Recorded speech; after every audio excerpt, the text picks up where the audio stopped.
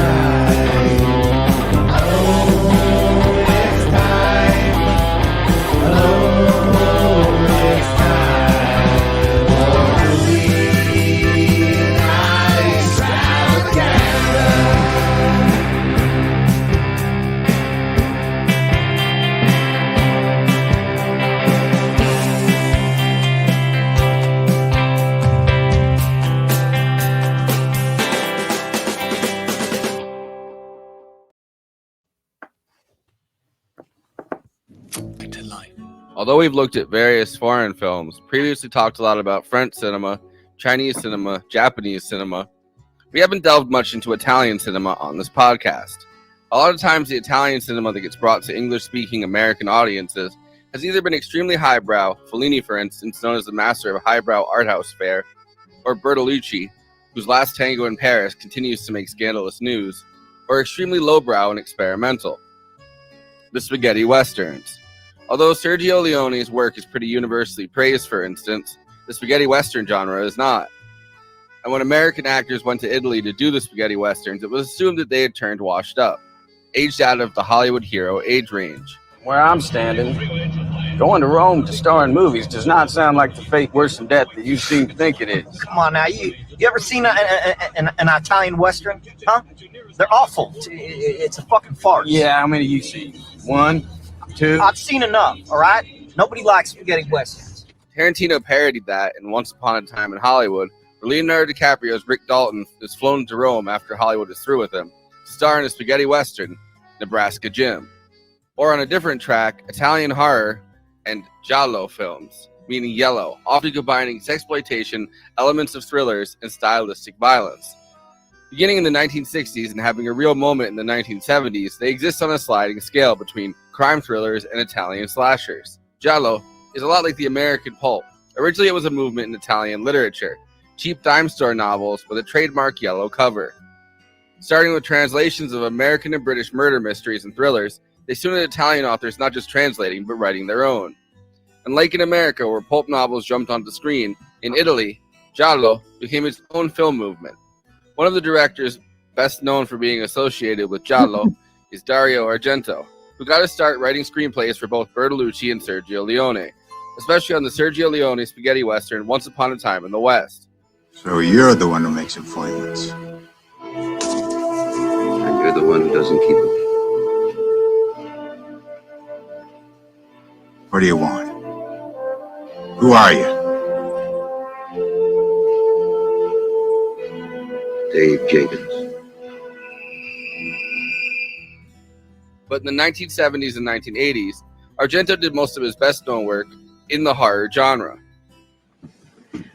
But what does it mean to be a witch? Well, as a believer in the material world and a psychiatrist to boot, I'm convinced that the current spread of belief in magic and the occult is part of mental illness. Including 1977's Suspiria. One of Dario Argento's biggest collaborators, who ended up being often one of his assistant directors, starting a long collaboration in the 1980s with the 1982 film Tenebrae, was Michele Soavi. Ho conosciuto Michele Soavi mentre preparavamo Fenomena. Incontrai questo ragazzo che vedevo che affiancava sempre Argento e era un'epoca in cui quasi avevo ancora difficoltà a distinguere l'aiuto regista dal macchinista o da altri ruoli, insomma era per me, e da subito insomma legammo abbastanza, iniziai con lui quindi un colloquio molto alla pari, perché chiaramente eravamo due ragazzi che iniziavamo, anche se Michele aveva avuto esperienze di vario tipo precedenti come attore. Soavi's first directorial effort was a documentary called Dario Argento's World of Horror. Soavi was praised for bringing the Italian horror genre into the 1980s and 1990s, when many other directors were leaving it behind. Tonight we're going to be talking about his 1994 comedy horror film, Cemetery Man. No. Give me the spade. No, give me the fucking spade. Or Dellamorte, Dellamore, based on the novel by Tiziano Scalave, the comic book author who is best known for the comic book series Dylan Dog. Originally trying to create Dellamorte, Dellamore, publishers rejected his idea of a cemetery caretaker who fights off the undead, calling it too dark, and making him instead a paranormal investigator. Come anche molti sanno, ma non tutti perché lo sanno solo i fan, che Dylan Dog a sua volta nasce da un altro personaggio che era l'origine di questa serie, che era Dellamorte Dellamore, cioè era Francesco Dellamorte, che fu, diciamo, il numero 0 di Dylan Dog, perché poi fu rifiutato dall'editore in quanto troppo truce, troppo macabro, ecco. Forse l'idea di affidare un'intera serie che avrebbe dovuto in qualche modo prendere posto nel mercato ed era troppo rischioso. Tonight's show is brought to you by Yabiga, a Balkan Rakia spirit. Go to yabiga.com to order a bottle tonight. Anyway, before I introduce the panel, please like this video and subscribe to the Movie Night Extravaganza YouTube channel. Hit that bell to get notified whenever we're streaming. Also, we are now monetized, so if you have any pressing questions during this live stream, send us a super chat, which helps me keep the show running, and which I am obligated by international law, human rights law, to answer. We also have a Patreon, patreon.com/Movie Night Extra. All of our after parties are on there forever. We also have a new Discord and a Letterboxd HQ account, so those are 2 more places to follow along with us. Links are in the description. Okay, let me introduce the panel. Conan Neutron, host of Britannic Reversal, co-host of Movie Night Extravaganza, and frontman for Conan Neutron and the Secret Friends, neutronfriends.bandcamp.com. Later this month, the podcast is taking a couple-week break because we're heading to Caterwaul. Caterwaul Music Festival is going to be in Minneapolis from May 24th to 27th, Memorial Day weekend. Big list of rock bands, including Conan Neutron and the Secret Friends. Link to get tickets in the description. J. Andrew World, illustrator, book cover artist for Give Them an Argument, co-host for Movie Night Extravaganza, and Bad Takes. KT Baldassaro is an actress, director, and writer who co-wrote and directed and also starred in Girl in the Basement, along with appearing in quite a few horror movies. You can also catch her voice acting in the scripted podcast series, The Starwell Foundation, the audio drama set in the City of Superheroes, wherever podcasts are listened to, and her new film podcast, What If I Don't Like It? New episodes bi-monthly. Renee Ruin is the host of the Night Shift podcast with Bonnie Burton and Jenna Hayes, hosts Ruin Radio, and is a blogger, writer, poet, and the head of Ruin Agency. I, of course, am the local cemetery engineer and your host, Forrest Miller. Nah. That's right. That's right. Cemetery Man. An objectively less good name than Dellamorte Dellamore. But do you know the name of it in Spain, which is well worse than Cemetery Man? It's Mi novia es un zombie. My girlfriend is a zombie. It's not even really accurate either. No. But they Renee, KT, I'm so stoked we're doing this. Welcome back to the show. It's so great to have you as always. Welcome. My girlfriend is a zombie. My girlfriend is a zombie. She come around every 7 days. She come around. She come back. I must kill her. Jesus. Oh, she's back from the dead and nagging me still. So now is when I tell you there's many different dialects of Italian, and some Italians can't even speak to each other, as you can see here. Many of the dialects of Italian. This is the first show you ever booked in the comments of Letterboxd. Let's throw that out there now. That's totally true. I forgot about that. Yeah. That's great. I'm all for it. Because this was, I believe, so my local video store, the Cool Video Store, had a section that was just question mark. Like, we don't know where the hell to put this. Which is where I found Cemetery Man. I was like, this looks cool. And then like someone's like, oh yeah, it's like a messed up Italian Evil Dead 2. I'm like, I want it right now. And that wasn't really true, but it was sort of like, no, but I get what they were saying with it, because like it's sort of celebrating but lampooning the genre at the same time, except for it's Italian horror instead of like slasher horror that from America. And it's very funny. It's also needlessly horny. I did not know that at the time either, but I didn't know it. It was fun. So horny. Like, but again, as a high school student who picked this up in a similar fashion, I didn't know that, but cha-ching. Yeah, I was like, oh, those are some exposed areolas, all right. Okay. Well, and, it's in like the top 10 best boobs in a horror movie on like so many lists. I understand and I agree. There's enough said. There's like the entire tradition of like not just Italian horror, but like giallo, which like is much like pulp is like a very specific thing, and it comes from the yellow covers on the horror like kind of pulp novels, like the murder mystery novels. And not everything, like there's like all these like websites that I was reading that are like, what is a giallo film? Like what really makes it? Because there's no actual like it's one of those things that like there's a lot of traits that make a giallo film, but not everything that but not every horror film like fascism, much more enjoyable. Yeah, so it is actually kind of like that, because yeah, it's one of those hard to define things. But if you go too far in one direction, it becomes an Italian slasher, which is its own subgenre of like needlessly horny women getting killed by guys kind of thing. So you can't go too far in that. They always got the gloves. There's a whole bunch of like tropes with it. Like Edgar Wright did I was going to say, if you go too far on the other side, it's just a crime thriller, which again, its own thing. So there's like a spectrum that you have to hit the sweet spot between it being like a slasher film and a thriller for it to kind of combine into this giallo. But like Last Night in Soho was like his version of a giallo, right? Like which I had like all of like the hallmarks that you have for that as a genre, which honestly is usually like story optional, frankly. Like it's sort of like from the 5 stars cool kills sliding scale for as a genre. There are good ones in the forum, don't get me wrong. Yeah, if you think of like Lucio Fulci, it's like, oh my god, did those worms just come out of that guy's eye? What's this about though? I don't know. Yeah, I mean, it looks cool. Is what that's what it's. It's cool. And there's a huge language barrier where like it doesn't always get translated super well, so that adds to the like what the fuck is going on, and sometimes they re-edit it. Like, not great. But this one stood out as being like really above all that. Like they bothered to put in an interesting story about life, love, nihilism. Like there's another layer beyond. Isn't that fucking cool to look at? Yeah. It's very existentialist at the end too. It's like super like, oh man.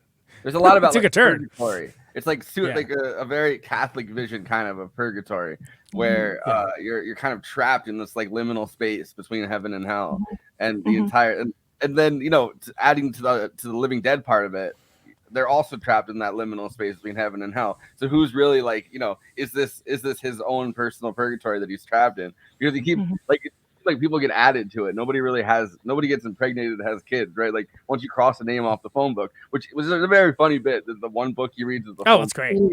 And it doesn't want to update it because he's crossing out the names on the phone book the entire time. And it just seems like this weird space where it's like, you can get dispatched and die, but people aren't born. Like there doesn't seem to be like besides like the mayor's daughter, like kids. Yeah, those Cub Scouts. And he gets all mad when Nagi like was burning the phone books. Like, no, I'm not done with those. Which is like, which is like, wow, talk about whiling away the hours, Yeah, and he said he only read 2 books, and one he didn't finish, and the other one's the phone book. Yeah, exactly. I love this film because of the humor as well. Because there's not as many films in this, especially at this particular time in Italian. Looking at Italian horror, giallo, or slasher. No one really puts much humor into it. Yeah, and I love that he took it in that direction. Not intentionally. No, I think it is very intentional because. Oh yeah. And this one, yes. His other films are absolutely nothing like this film. Like his other films are not like this at all. They're not philosophical. They don't have like kind of all these thought trains going on. They're very like, you got the sect, the church, and stage fright. One's a thriller, like that's more about a serial killer type person, and the other 2 are kind of weird, supernatural kind of witchy stuff. But like they all have like a pseudo story, but nothing that actually makes you think crazy outside the box, like I think this film does, where he's really playing with like everybody's mind about where this film is taking place. Is it really taking place? Are these people alive? It's actually his mind. Like, you have no idea in the beginning when it starts, where is this really happening, or is this like a dream sequence? Like, what is this? You know what I mean? You can't really. He seems to also like get a lot American Psycho, right? Like American Psycho did like the same thing, and it was that whole like, all right, this is clearly like there's been a break from reality at some point. And somebody like, no, that's actually what's happening. It's like, is it though? Is it? Yeah. So, do you guys think that that's because this is based on Soavi's comic book? Like there was, again with American Psycho, if you have a source material that's thoughtful and dense and complete in its own, that's gonna wind up with something like this. I think they probably had a role in it, because you can I think you can take it to the next level and you can just go all out with it, because you've already got that foundation built. People are all, there's that story back, foundation is there. So you can just take it and fucking run, because you've got that leverage there. So I think that's like, that I think really lends itself to this film. Not to mention like Rupert Everett is like perfect for this film. Like his snarky, he's like, I've never been a huge like fan. Yeah, exactly. Fan like of him as a like specifically as an actor, but I've always loved him for his kind of sarcastic, snarky kind of dude. And this film is that dialed to like 1,000.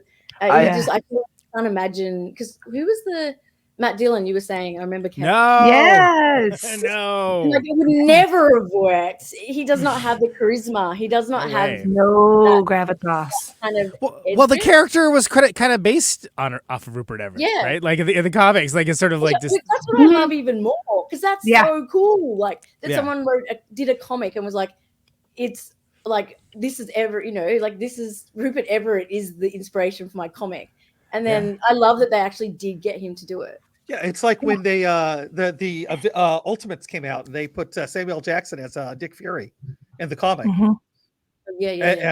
Same kind of thing. But I will say, as far as the substance of the film goes, I do want to bring in that it's also a French co-production, and French do love their comics, and they do love their existentials. And their areolas too. They love those also. Yes. Well, I definitely think if the American production company had come in and gotten their way and said, like, we'll give you distribution if you do Matt Dillon, we would see less areolas. We would see a different final production, because it was based on distribution as the goal versus like, let's make something that the fans are going to love. I love that Rupert Everett was like, I don't give a shit. I'm going to be part of this. He's one of the few, most of his cast members aren't even replying back in English to him while he's doing this lines, and he still nails it. Like, it's so which good. goes back to the clip that sorry Renee, but like the clip that Forrest pulled from Once Upon a Time in Hollywood, right? About like the DiCaprio character talking about like acting again, just like the Sergio Leone films where nobody's speaking the same language. This one's in Italian, that one's in English, that one's in French. It doesn't matter, just look cool. It's the same principle, right? So go ahead, Renee. I didn't mean it to steamroll. I can't remember even what I was going to say. Sorry. So good. Something about Rupert Everett being, I mean, like, and he was in my best friend's wedding kind of at this time period as well. And so you're like, wow, you can get this really bland, banal Rice version of him, and he'll also do this too. And I remember being like so enamored with his actual like choices at that time. Well, and there's a thing with the comics. I think it's disputed whether or not Michele Soavi like introduced him to the fact that like, no, you're like really famous right now in Italy because you're on the cover of these comics, and they're selling hundreds of thousands of issues of these comics every single month. Like they were huge. So he's like, hey, like you're famous in Italy. Your face is famous in Italy. We really want to get you in this movie that's based on these comics. It must be like pretty surreal though to find out somebody just kind of drew your, like they're like, oh, I like that face. They draw your face or whatever, and then you're like, that happened with Garth Ennis in The Boys. Like the character Huey was Simon Pegg from Spaced. Not even like Simon Pegg from Shaun of the Dead, like Simon Pegg from Spaced specifically. And like his friends were like, hey, did you know you like there's a comic character who looks exactly like you like 10 years ago? It's like, and then they got him to play Huey's dad in the TV show, which is great. That's right. I forgot about that. I forgot about that. Yeah. That's awesome. I love that. That's great. And he was Wee Huey in the comics, which I love too. I just it feels weird that Huey's so tall. He's not Wee Huey anymore.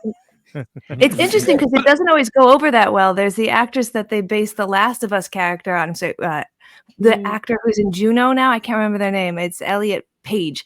Yes. And he is suing them because he did not say you could use any of my likeness. And they're like trying to battle that out. So sometimes they feel like, homage, lovely. And sometimes people are like, bitch, that's my moneymaker. Yeah, it's like what happens with music. Sometimes you can make like a clever homage or whatever in lyrics, and people are stoked about it. And sometimes they are not. To put it bluntly, and I've seen it both ways. Yeah, I really want to see. This film has been released with, through 7 films as an amazing box set with like heaps of behind the scenes and like interviews and everything with Rupert.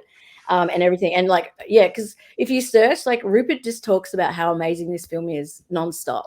Like, I love his love. That's for awesome. this film. Like, it's so unique. It's such a unique film. Like, I would have loved to have like been a fly on the wall when he was given the script, like, and him reading it and going like, you figuring out, what exactly is happening, and like, and just, or whether he was just like, you know what, fuck it, let's go. They just showed him some comics and he went like this, and then he was like, yeah, all right, let's do it. Because there's just like the initial setup, right? The initial setup where it's like, okay, he works at this cemetery, and in a week, like the dead come back to life, and he has to kill them. And he does this so often, it's routine.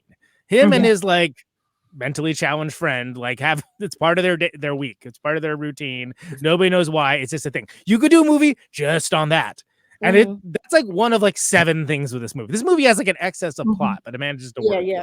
I love that it's not just all of the dead that come back, it's some of them. And also, like, nobody bothers to find out if outside of this graveyard this is happening. Other like, it's just like it's happening everywhere. Who knows? Within the first few minutes, he's nonplussed about it. He's like, "Look, I really need this fucking job. First of all, second of all, like my job is just relatable. Like, look, it's part of being a cemetery person, right? Like you just kill the. This is everybody has to deal with this, don't they?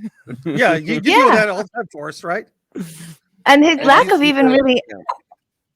Really questioning whether or not the people are dead is the reason why he accidentally kills that woman in the first time. Like, she's not really dead when he decides to shoot her. And that's the whole like conflict and guilt that gets built up of like, well, shooting zombies and then shooting zombies you might love. I did want to go back to that comment that you put up before where someone said that the comic aspect of the movie was highly appreciated.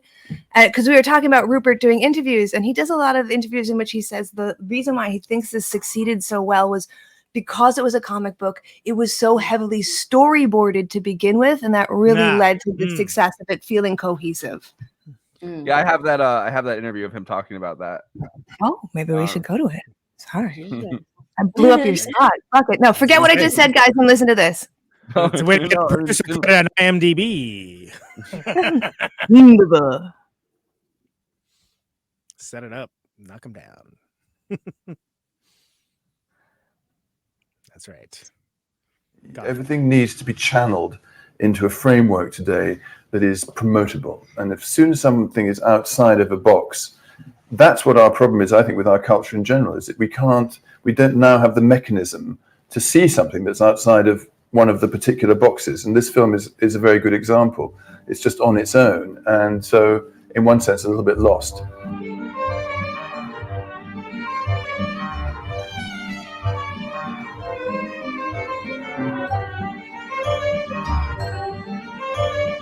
It's the prototype of a very famous comic strip called Dylan Dog. And this comic strip is one of the most successful comics in Italy for the last, well, not so much now, but for about 30 years. The character was based on me. The guy, Tiziano Slavi, who's now dead, he wrote Dellamore and Dylan Dog using my character as the reference. So I'd known about it for years, really, because the cartoons were very, very popular. And part of my own popularity in Italy came from the fact that I was very much identified with this character. So I knew all about it, really, before doing the film. The director is a very, very great, in my opinion, director. He's called Michele Soavi, and he used to be Dario Argento's assistant for years. And this was his first film that he did after working with Dario. And he's a very clever filmmaker, and it was written by a writer called Gianni Romoli, who's also I think this one, if you didn't know it was a strip cartoon, you'd be confused, I think, by this film, because it's a little bit languorous. Not me. But, as a conversion of a strip cartoon into film, I think it's absolutely brilliant. You can feel the strip cartoon all the way through. At the same time, I think it's got a lot of influence from Fellini as well, and I think it's got a character all of its own, funnily enough. So I think it is. It's difficult to call a film like this a great film in a way, because part of it's a spoof. It has a spoof side to it. It has a Hammer House of horror side to it as well, but it's much more organized visually and thematically than a Hammer film. It's a fairly dense portrait of the corruption in village life in Italy. So it ticks a lot of boxes, I think. It's quite a heady film in a way. It's very difficult for any film to tell. And I think Michele Soavi is a very unique director. And Tiziano Slavi, he's a very curious, weird freak. And it's a portrait of Italy that no one else has been able to tell. Very good. I feel like how he's the seriously he biggest- takes it. I That's feel awesome. like he's the biggest fan. Like, He's flying the flag, dude. Yeah. It's actually pretty killer, because he seems to recognize the poignancy to it that some reviewers on Letterboxd do not seem to get. But it's because it. By the way, I didn't know it was based on a comic. Again, all I heard it was somewhat like Evil Dead 2, and I was like, "Stop right there! You've made the sale. I'm renting this right now." But like, I think it makes more sense when you realize that it is, like, for sure, like the storyboard aspect, like as mentioned, how it moves from thing to thing, how there's kind of like a dream logic to it, like setting up like new challenges and new things to overcome and stuff like that. It absolutely makes sense. I don't think you need to know it though, but it helps. It just makes it a little richer. It just gives you that extra, like, nugget to go. it depends on along what kind of with. film viewer you are. If you're one of these people that need spoon fed to you like pablum because you're a little baby, then okay, maybe that's not for you. But thank you. I can send your letters directly to Movie Night Extravaganza. Send it to J. Andrew World at Movie Night Extravaganza. The part of it that I think that works the best, because it's originally like a comic, is the fact that these tonal changes that happen throughout it, right? Like they happen really fast, and he like goes from just kind of killing the dead to just kind of very easily getting convinced to start killing the living, and then to kind of he gets the first one's by accident, which is that chick that's way too into to her dead boyfriend. Oh, he's eating me. It's fine. We like it. Don't stop. Then he has the Grim Reaper come and say, well, "Why don't you just prematurely start killing the living in order to?" Horrifying visual, by the way. Yeah, Considering that. Am I the only goth? I'm like the only goth in the building. I was like, can I have that in my front yard? Like that is It's so cool. Back It's tattoo, super please. practical. Yeah, I was like, that is so sick. I was like, I love it, and all the veils, and the kissing scene with the black veil and the red veil, like all that shit. It's this film has like all that just goth joy in it, like and especially with his lines. It's like, I think, oh god, he has so many amazing lines that are just so goth, that are brilliant, that are just like, oh, I give my life to be dead. Right. In the one.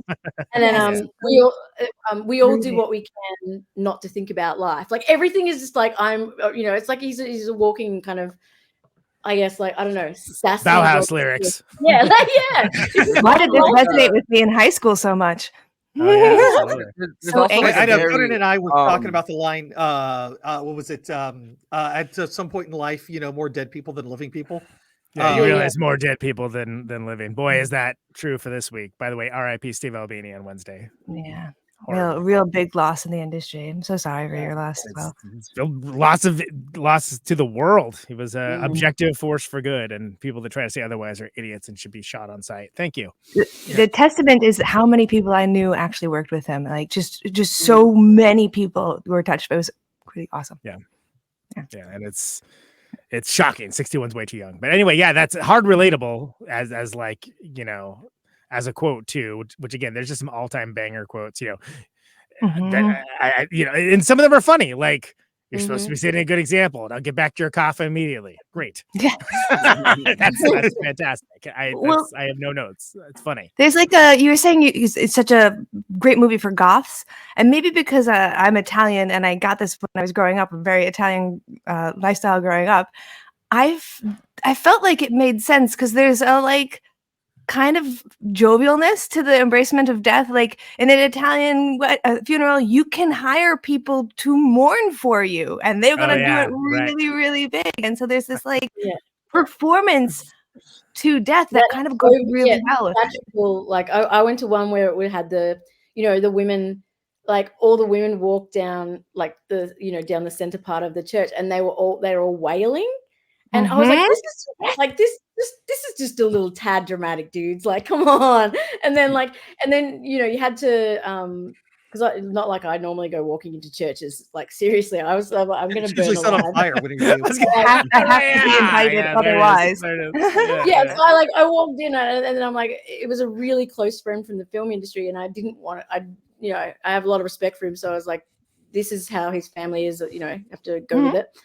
And and there was a whole like, do this, that, and in front of the huge photo, and then walk up to the corpse, and like you had to kiss its hand, and then you had to turn around and walk and hold hands, kiss the cheek of every single family friggin' member, and it was like about 10 of them, and they're all like wailing in your face, and you're like, it's the most traumatic experience I've ever had. Like seriously, I was just like, why would anyone do this to themselves like repeatedly? You know what I mean? Like as just this is just a thing that we do in our family all the time. It was just whoa. But I was already. I was gonna say, there's almost like a beauty to it. Like it is a performance where you could look at it and be like, wow, this is really sad. Or like the Angel of Death, this is really scary and sad. And you're like, it's actually kind of also really gorgeous and a performance. So, it's super cool looking too. And again, that's balanced with like hilarious moments and like just major like ennui and existentialism and like truly terrifying. Like first time I saw it, I was like, holy shit, that's like the best depiction of like death I've ever seen, because that's like even though it's like clearly practical effects, it 100% works in the context of what is actually better than a lot of straight horror movies, frankly. Piece of mind. Well, and I like that it comes out of the lingering phone book. And there's so many good from the ashes. Yeah. There's so many there's these other transitions when he finally goes, like when he finally snaps and starts killing people. There's this crazy one where the phone book is just flying by like this, and then there's this transition, and there's this sound that's like, and then it just cuts to black, and it's like, that's right following him being told by death, why don't you kill the living instead, and then just shoot them in the head first, so I can't get them because you're cheating me out of it. And then I like that he kind of embodies like death himself by the end of it when he's telling the guy, you're stealing my murder, like you've stolen my murder. It's like why when it goes kind of more American Psycho to be clear. But I think it's interesting. So many notes of this are uniquely Italian, as was discussed, but it seems like almost culturally apart from everything too. Like there's an alienness to it that like it does aspects of it do feel like Italian, and it kind of feels American, and it kind of feels like weirdly French somehow, but like it's none of those things and all of those things at the same time. And that's a unique trick, because it usually ends up sounding like nothing or seeming like nothing. But yeah, go ahead, Renee. No, I was just gonna say, and then you got British accent coming out. Yeah, it's like so it all again goes back to Leone, right? Where are these freaking spaghetti westerns taking place? Some imaginary dimension of the Old West that doesn't exist, and it doesn't actually matter.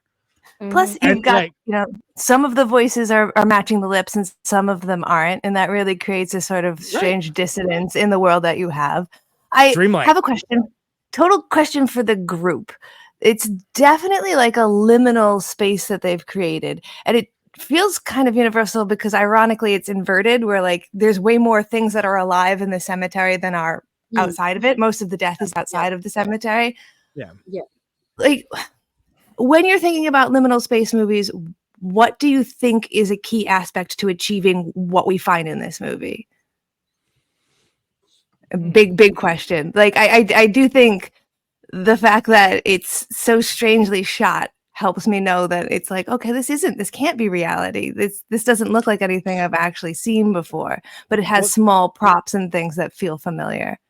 it's halfway dream state and halfway like hyper actualized reality at the same time. And I think that's another thing that's hard to pull off, because people look, everybody, if they see a movie that isn't like, filmed like a documentary, you'll hear them say dreamlike state, and it's radically overused. It's like people say Lynchian stuff. I'm like, that is nothing like Lynch. There's like nothing in this movie that like looks like Lynch. But that said, I think that for something that's ostensibly dealing with not just death, but the relation between the living and the dead, and this weird half state that again is treated very mundanely at the beginning, and you have to bring in other elements to it to kind of get contrast and to get context. I think that it's absolutely important that things do feel kind of otherworldly. Kind of have to. If they don't, like, it's gonna fall flat on its face and be ridiculous, and they'll be laughing at the movie instead of with the movie. And that's one of the things I like about this. I've never felt like I was laughing at the movie, because I was like, wow, they're doing some big swings, crazy. There's a scene where there are teeth on both sides of the camera as you fly at somebody, where the daughter's head suddenly propels forward, unaided forward propulsion. Just like walking too at one point. Don't know why the head's walking. I guess it was canonically established early on through like what force, I'm not sure. The force of will, I don't know, but just like with the rationale of like, well, I'll make you dead so it'll be all right. And I was like, wait, what? there's also like there's the scene where fucking Nagi decides all of a sudden to play the fiddle, and he's playing the fiddle in the graveyard, and the head's hopping along around him as if it's like a child like dancing to his music or whatever. He's like the Pied Piper. No, I was gonna say, I think that lends itself to what KT said about liminal space. Like, I think that the way that he's built this almost, abject world allows for all this fantastical stuff to happen. Like, if they were trying to do this without that, we'd all be like, what the fuck is this piece of shit? And it would seem the wrong kind of melodramatic when they amp up the ennui, right? Because we amp up the ennui and it's just like, oh my God, it's intolerable. But it's like, no, this makes sense, like, considering... like we're being placed into this, like this very weird, obscure kind of whatever you want to call it, whether it's a world or build, whatever. And we're in there, and within that, everything makes sense. And it doesn't make sense, but it makes sense because it doesn't make sense in this space. You know what I mean? Whereas it's like kind of like this thing. Whereas like if everything was normal and we were just going, this is a guy in a town, and we we're going and looking at the rest of the towns and doing all the other, this would just seem absolutely stupid, and it'd lose all like importance of what the individual things are. And I think it wouldn't work. I also think that the fact that they don't spell out like anything about the space, but you do hear over and over again, like, I want to get the fuck out of here. Like, feel like I'm trapped here. And they use words continuously, like stuck. Like, I'd like to get unstuck, or like, I feel like I'm like, there's metaphors throughout it. That prepares you for the last moment when, he's going through the tunnel, and then all of a sudden the car has to skid because there's nothing there, right? Like, it's just the edge of a cliff. You're in purgatory at that point.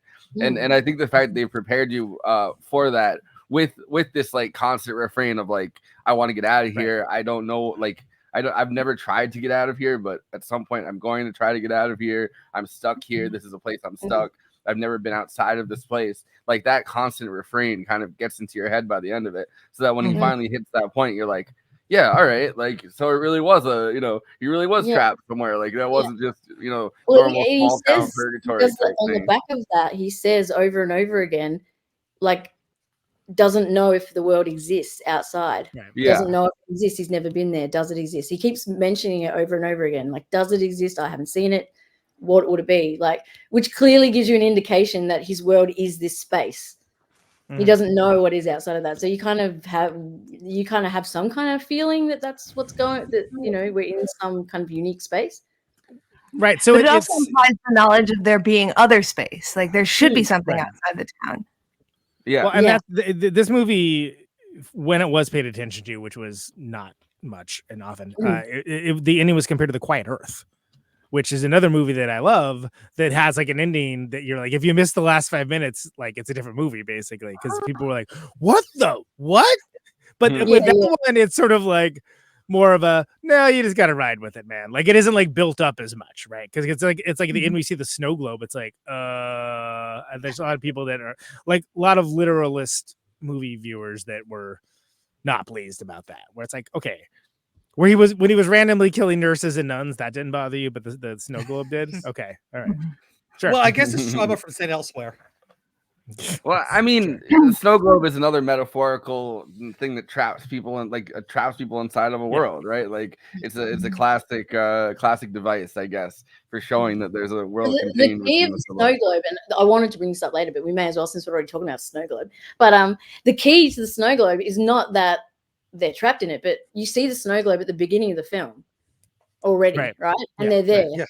When you see it at the end, they've swapped positions. Nag is now there, and he's there. Like that's the well, and the last thing Nagi says is like he's speaking like a regular human, and then and then He's a Everett's smartass. making his signature sound. Yeah, I like how his voice like he does not have like the voice like the whole movie. He's like, nah! And then he's like, "Sir, could we please leave here?" I need Yes.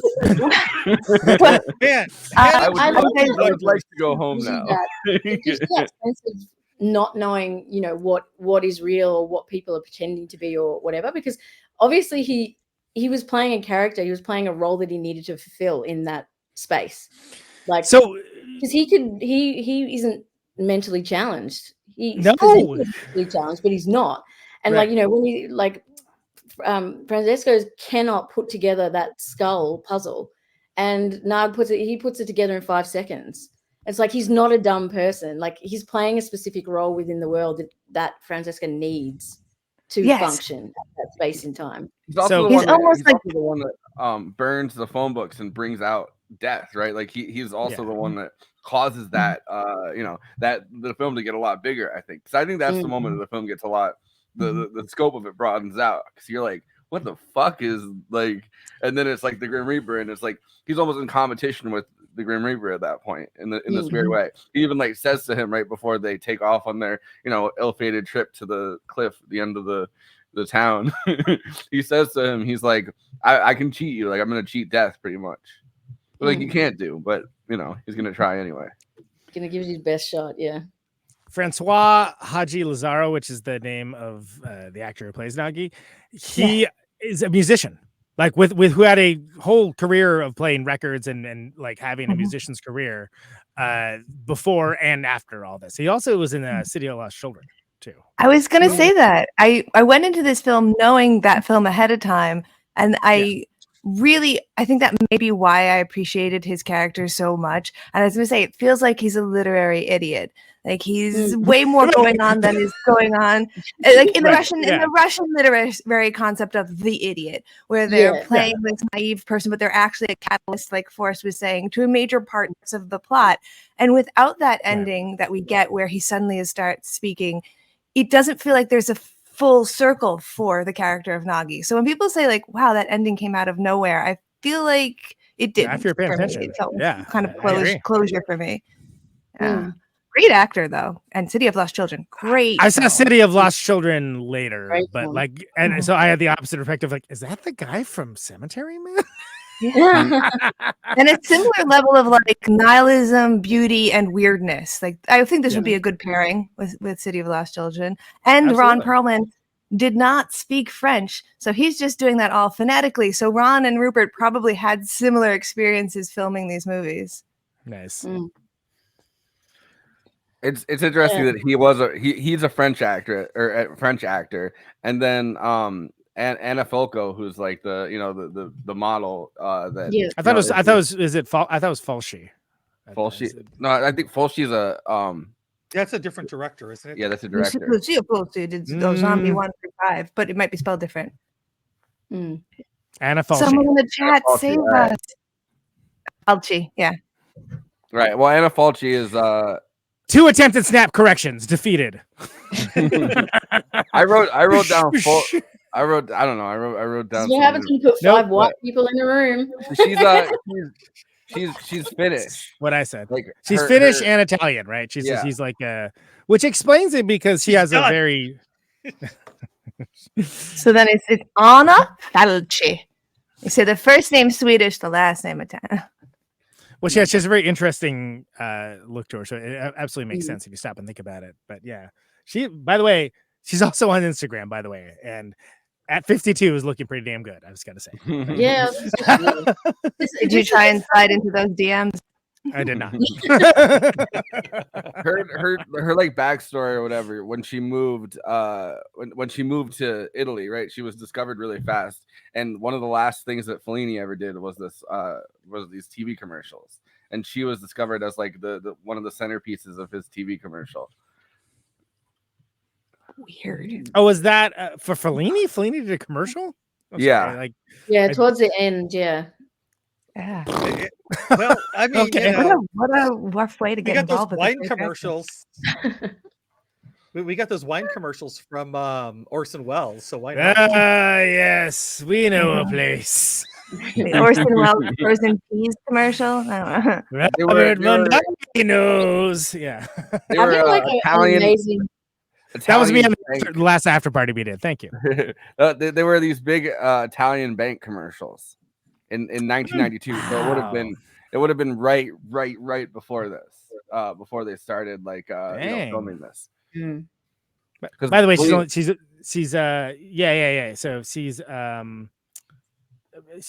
was born in 72. She's 52. Just to so Fellini died in 1993. So he died right so before this. She had to be pretty young when this came in 94. Interesting. 72. There's a bunch of interviews with her that because they did like a making of kind of movie. Somehow Rupert Everett's not in, but she was 22 when she did this, and that bank. I can't believe it's a bank commercial. That's crazy. Directed by Fellini. Imagine you run a bank. Hey, you know who should get to direct this commercial? How about Federico Fellini? That sounds good. Is he doing anything? Oh no, I think he's available. All right. Well, I mean, it's in some ways Sure. I guess it's not that much different than I mean, it is kind of different, but like Kurosawa did those commercials towards the end of his life. Like I feel like For a lot Snuggie? of it was for the whiskey, like the Japanese whiskey company or whatever. He did those that's the ones that they kind of made fun of in Lost in Translation. Yeah. Yeah. It was Kurosawa doing those commercials. So there's like there is a history of like these commercial shoots that these famous filmmakers would do. It's their version of spaghetti westerns. They're fading out and they're like, let's get you out there one last time. On Exactly. The floor. It's like they're coming to the end of their career. They're feeling like they're not that hot, like in terms of commodity anymore. And they're probably getting thrown a shit ton of money. So I will testify, having done background on both theatrical and commercial. Commercial is going to be one day, barely half a day, because it usually shoots so quickly. And the pay rate's going to be about 3 to 5 times more for what feels like half the work. Yeah. Unless you're Bill Murray and you have to, sell Japanese whiskey in Lost in Translation, they make you do it over and over and over again.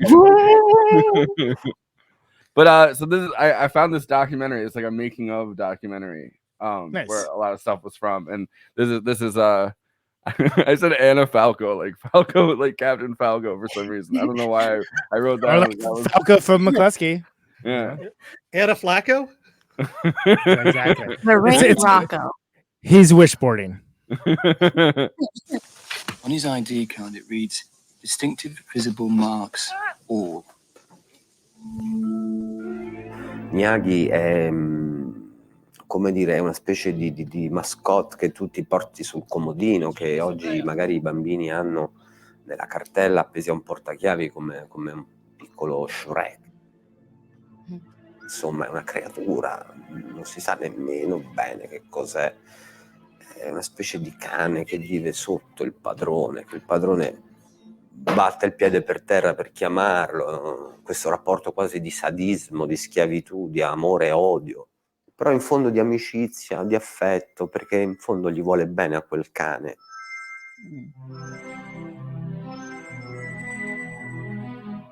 I started as modeling and I stopped immediately this work because I hate to be a model because it's really boring and I can't stand still.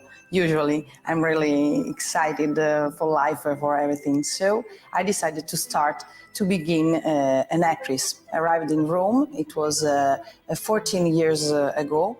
And I was really lucky because I was discovered by Federico Fellini. It was a commercial, the last thing he did, so I was very lucky to know this person, this special person.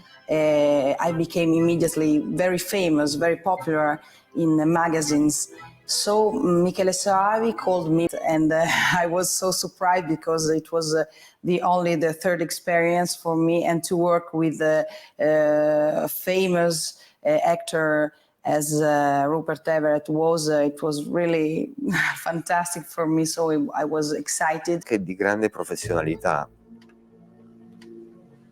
Michele Soavi gave me immediately the script. At first, I didn't understand anything because it was really strange. It was an horror movie, a sex movie, so it was really strange. But I said, yes, of course, it's impossible to understand this script because it derives from a comic. 3 characters in this movie. I was I was a widow, I was a zombie, a living dead. So 3 characters in a movie, it was a great opportunity, in Italy especially. E Anna ovviamente aveva e ha tuttora un fisico, insomma, molto che parla da solo, quindi era comunque nel film, sai, doveva rappresentare l'icona della donna, no? Che si sdoppiava, anzi si triplicava. Michele was a very young director. I know him because of Lamberto Bava. I played 3 movies with him. So he said, this is my son. You have to work with Michele. You have to trust on him because he's really great. And he was so excited for everything. Comunque ha, secondo me, una dote, ha qualcosa, non è soltanto un corpo. Anna, se secondo me opportunamente guidata, riesce a dare quello che un regista chiede a un attore in generale. All right. Well, yeah. I So love it. Dario amongst our- Argento comes up to her. He's like, "This is my son. You have to work with him." he's a good director. Listen, Because that film that he's referring to, Demons, is fucking brilliant. 1, but 2, the effects in this film are almost identical to Demons. So I'm interested to see who, because that was one of the first things I noticed when I watched this, is all the zombie scenes are filmed very similar, if not almost identical to how it is in Demons. So, and also the way the oh my god, she's stunning, the model, but Anna, the way she is framed in the shots and how that's trademark Argento. Looking at all of his films, like Tenebrae, even he's always has the visuals on lock. He always has an amazing. Even I will give it up for that. the key star female is always some incredible model muse type character that is found somewhere and is always just got this really amazing fantastical glow thing happening. And exactly. Glow from nowhere, wind from nowhere. Yeah. I love that Anna's parents, her dad Benito and her mom Karina, which is the most Italian and Finnish names you ever could have together. I was like, of course, is this being written? Is this part of a screenplay? Earlier on in the comments, we were talking about something else, but there was some talk about the different roles that she plays here, which of which there are a few, not the least of which is the same one coming back from the dead, and then if those are real or not, and if those are just manifestations of the main character's psyche, or what is the sign of a psychotic break? It's magical realism. I think that's interesting. I don't know. Renee, what do you think? We'll start with you.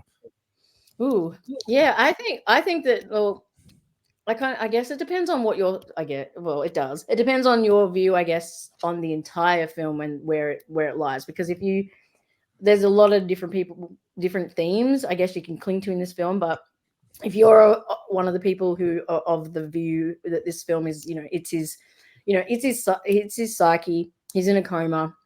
Francesco is the bad side, and you've got Nagi, who's representing kind of this good side, and then Franco is actually the same. Franco and Francesco is the same person, and he killed his wife and mistress, wife and child. And then if you look at it that way, Anna's characters in the film, each character has a different spot. So there's the one where it's with the mayor because his wife cheated on him with the mayor. If you know the story, and then the secretary is very similar to the wife character.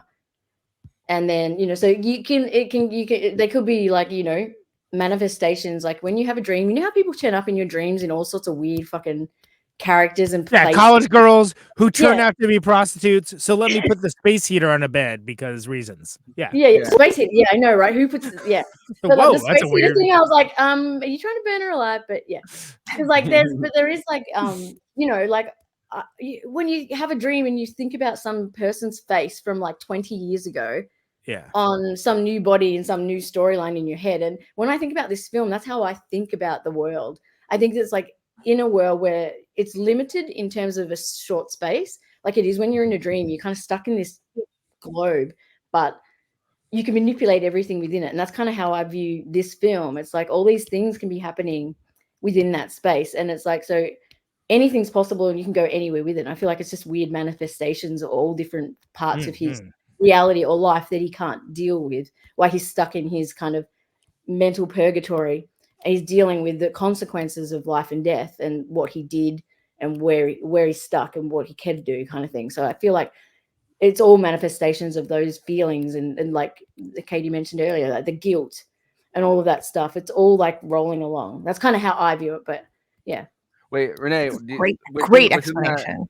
Within that framework, the entire thing about him getting kind of castrated, or at least chemically castrated. And talk about down bad, Jesus. Yeah, losing his dick and like yeah, that feels like that would kind of fall into the same. Yeah, and it's like because there's this feeling, obviously throughout the film, he has this intense kind of like feeling towards women, or the sexuality side of things, and also feeling inadequate or not sizing himself up. And the fact that his wife left him, had an affair, which he then went, like he's obviously got all these internal issues about his position and how he views himself as a man. And just but that whole thing with the dick is just next level. Like that I didn't see coming, and it was brilliant. I was like, what the fuck is going on here? And then it's like he's actually asking for his dick to be chopped off. Like, what is the most nuts things you could ever ask for? He wants so badly to be accepted by the woman. By her. Yeah. She says that, and that kind of is like it's a trickle down. Like it's and then the guys like, well, we just have estrogen. We can, we can give you hormone therapy instead. Well, but like, oh god, go ahead. Oh, I was just gonna say it's really interesting that like he so desperately wants to be wanted by any version of this woman. You're right. It doesn't, whether it's the mayor's wife or the secretary, it's whenever you have a woman representing like an actress playing one and then multiple characters on that, it has to have that sort of like, well, this represents all women to him kind of feeling. Yeah. Well, and I think that like let's go back to hashtag not all women. Hashtag. Let's go back to like the dudes just hanging out in like the town square that are like start this rumor about him being, have no dick, a eunuch, basically. Yeah, he got no dick. I think there's a little bit of that. Yeah, I feel like Katie, I don't know, like the language is a bit weird around it because like they're saying he's impotent, and then it's like he's impotent and then he has no dick. It's like, hang on, no dick or impotent? Those are different things. Yeah, yeah. Castrate is different than You either have and again, that's dick, another Italian thing. And you're going to be impotent if you're missing a dick anyway, right? But like, are you impotent implies you have a dick still, like, but then she comes back, and the one thing she wants, she's like, the one thing I'm afraid of dicks, and the one thing I want more than anything else is the guy who ain't got no dick, and he's like, oh, and then there's so there's this gift of the Maggie, like the O. Henry story kind of turnaround, right, where he gets injected with the. I don't know, the dick in smallifying juice. I don't know, whatever it is, doesn't matter. And sure. And he does this like for her so that he can give her what she wants. It's like, oh wait, actually, I changed my mind. I like it now. But it's okay. We can still be friends. But like, this guy's going to have sex with me, which again seems so absurd, but it is very much like that O. Henry story, right? Which that's the one about the gifts and like, the gift of the vagina. I cut off my hair and this one. Yeah. They're all running around trying to like make presents for each other, and they end up nobody gets it. And I think that seems like a nightmare, right? It seems like an actual nightmare, and it's very funny, but it's also like, no, this is actual nightmare logic, which I think that lends some credence to the being manifestations of an idealized personality of what a woman could or should be for him, and why even in these manifestations he can't be happy. No, Yeah. no. Even in his Even- daydreams, he he's screws like, up. I want to be with her so much. Let me get rid of my dick. Then she comes back and she's like, "Oh, I met this really old guy, and I've met him, and I'm gonna marry him instead." Yeah, I like boning him We instead. can still hang, but I'm marrying that guy. Even And then crazier. he- She's like, oh, he raped me, and by Raped me, raping me, yeah. by raping me, I lost my fear of dicks because that's Which what is- happens, right? Like, Can I say? so fucking crazy. My only thing I dislike about this movie is that Same. plot, But that frame. it is a male explanation, right? It's Yeah, only a in his dude would mind. ever think that. Yeah. I would It's never. a male brain. I'm just built 100%. different, but Yeah. like that's what Lynn's created that theory because like no woman No ever woman ever says ever would say that, and honestly, you're- most guys probably wouldn't. But And she goes, If and you're it wondering- led me to forgave him. And I'm like, what now? what? Yeah, again, nightmare logic, right? Right, And yeah, then yeah. and And then he that- meets the next manifestation, who's super hot again, and she's all like pumped and I'm ready to roll, babes. And he's like, oh, I don't know if I can.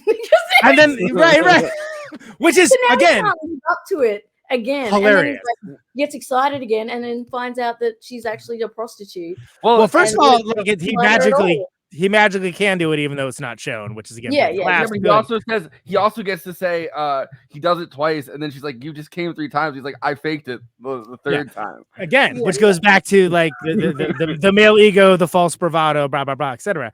And but then again, there has to be an explanation for it, right? There has to be some self-pitying explanation. So the explanation is, oh yeah, by the way, it'll be this much, and like, oh yeah, if she said she loves you, it's this much, and if you're gonna stay the night, it's gonna be this much. Which again, very funny, darkly so, but it sort of like goes to his headspace.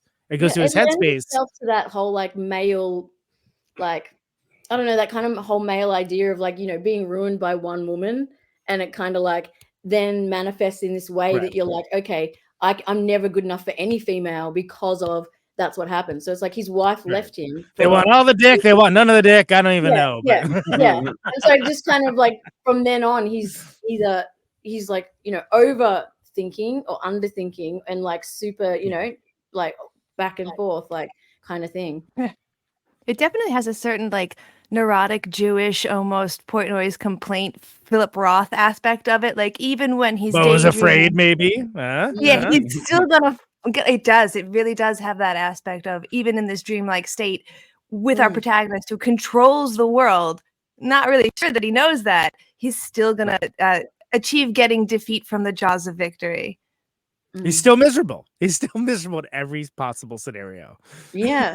Everyone, even when it seems like it's 100% going in his way, there's still something that doesn't feel like there's like some empty spot that's not being filled each time. Meanwhile, Nagi's just totally fine hanging out with his underage. Can I just say teenage head. how much do you love the old woman? I love her. Oh, Every this is time great. when she's like engineer, and she goes, "Hey, cutie!" like, Yeah. I love it. And every I time feel he like does that face, he's like, as he's I feel like there's something there's something very quintessentially Italian about having like an old woman that kind of just hangs around the graveyard too. She's like, I'm doing my visiting today. Like, you know, and I want the opinion of a handsome young man. Yeah. Right. Yeah. Do you like this one or Yes, like this one? definitely. Yeah. Yeah. Who's going to hit on young men as hard as old men hit on certain young women. I like that kind of gender equality. Sure. That's where I'm going, Katie. That's where I hope to be. Give me some years, and that's me. I'll be up there like, "Hey, cutie." Come to this graveyard often. You do your work here.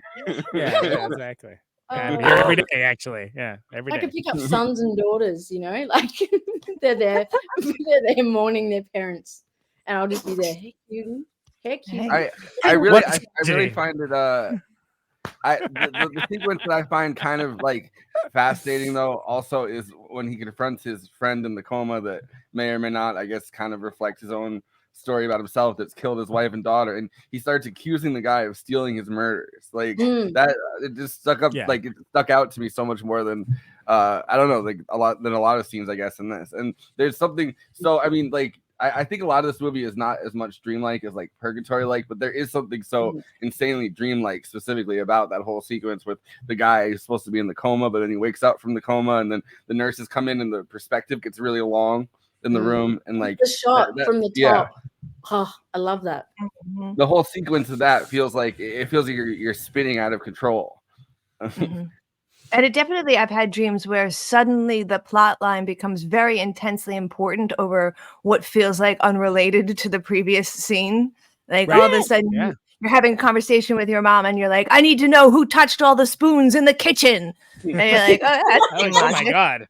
It's even happening right now. Yeah. But we're invested. Yeah. And again, it's, if you're taking the ride with this movie and you're engaging with it, I think with the right spirit, it's sort of like all of these things matter, but also they kind of don't matter because you're bought into the ride, the experience that's taking it on. It's not meant to be literal, like make literal sense. Like it's there's certain aspects of it that are, but you need to understand are the overarching, and this is something that Argento does very well with vibe, right? As do many of the his Italian contemporaries. To the point that you're like, I wish someone would write you a script. But the vibe is something that carries the film. That like, well, you get the vibe like this is like very lonely person who's very isolated. More so, not even just with his job, but with these, fantastical things that he just takes as like, well, this is every day for what I do, and not being connected with anyone. The people he does interact with are all almost universally terrible, or accusing him of crimes, or saying he has no dick or impotent or whatever. Like, I mean, this guy ain't got no dick. Is that true? That itself has to be a psyche thing because, like, how many people just go around being like, "You have no dick"? Like, the whole town is like, "You got no." I'm gonna start. I don't know. Someone pisses me off. No dick having motherfucker. They like. That's it. The town doctor even thinks you have no dick. Like, how? That's the thing. Like, how would the doctor have heard that? He's hanging out in the same plaza. I mean, that's the place to get some you have to get some chanting going. No dick, no dick, no dick, no dick. Like with pitchforks at the edge of the cemetery. Like, no. But I'm glad that like it's only those. Dick engineer. Everyone calls him the engineer too, which is amazing. I think that's a great repeated bit. Big step up from graveyard caretaker. Let's be real. I didn't get the engineer bit. But because I didn't I knew about the story, the comic, but not in depthly. But apparently he was an engineer, so that's where the engineer comes from. And everyone calls him engineer, which is I didn't know that. But that's just like a weird, like it's just a thing. People call him that. Oh, okay. And he's mad about it for some reason. It's like okay. The engineer of the world that we're in. Yeah, exactly that too. I think it's like, oh, look at that. He's the engineer. Right. Kind of makes sense. All right. The mind grapes juicing. Yeah. Juicing them mind grapes. Wow. Okay. Stupidest way to tell people you're smart. Oh, she up here juicing them mind grapes. Oh shit! What word? Oh damn! You're right, Sick Rick. Where's Dickless Rick? Oh damn is the best. That's the best explanation for that. Yeah. So there's a lot. The fantastical sequences, like not just the depiction of death, which again maybe the most horrifying depiction of death I've ever seen in any form of media. It's just like dropped. No, it's basically a paper mache. It's like a paper mache skeleton, and it's still like how it's shot just works. Practical effects. These guys weren't goths growing up. That's all I can say. Because that ain't scary. No, that's like I wanted that in my bedroom. Look. The whole film is actually goths. I've seen plenty of movies. I'm just saying from a practical effects standpoint, it's very effective to the point that it seems like it almost could be in a different movie, I would question how fake some of this stuff is because it was filmed on an abandoned Italian graveyard and the ossuary was real, and there's this whole idea that some people tried to steal bones off of the set and they had really bad things happen to them, so they brought them back. So like there's a sense of realism because there's also like actually really graves and stuff. Yeah, the ossuary, all the bones in there, 100% real. Like, which is so deeply European. That's like a thing that is not the case here. But is it? I like that it's like. Where's our local ossuary? Like, it's a selling point. He's trying to make the phone book. he's trying to make time with Anna's character, who is no selling him so hard at the very beginning of the funeral. It's hilarious and he keeps trying all these like terrible like lines. It's like, hey, you got a great house. You want to come up to it? Why would she want to do that? What logic has led you to like make that the thing you're gonna say? But then he mentions the ossuary. It's like, oh yeah, that I meant to. What? You got to shoot your shot. That was the thing. All right. But And she's you're like, oh, looking at two girls. it's this place. This place is what's doing. Is it really? Is it? This place, well, and then like the bones. That's the one.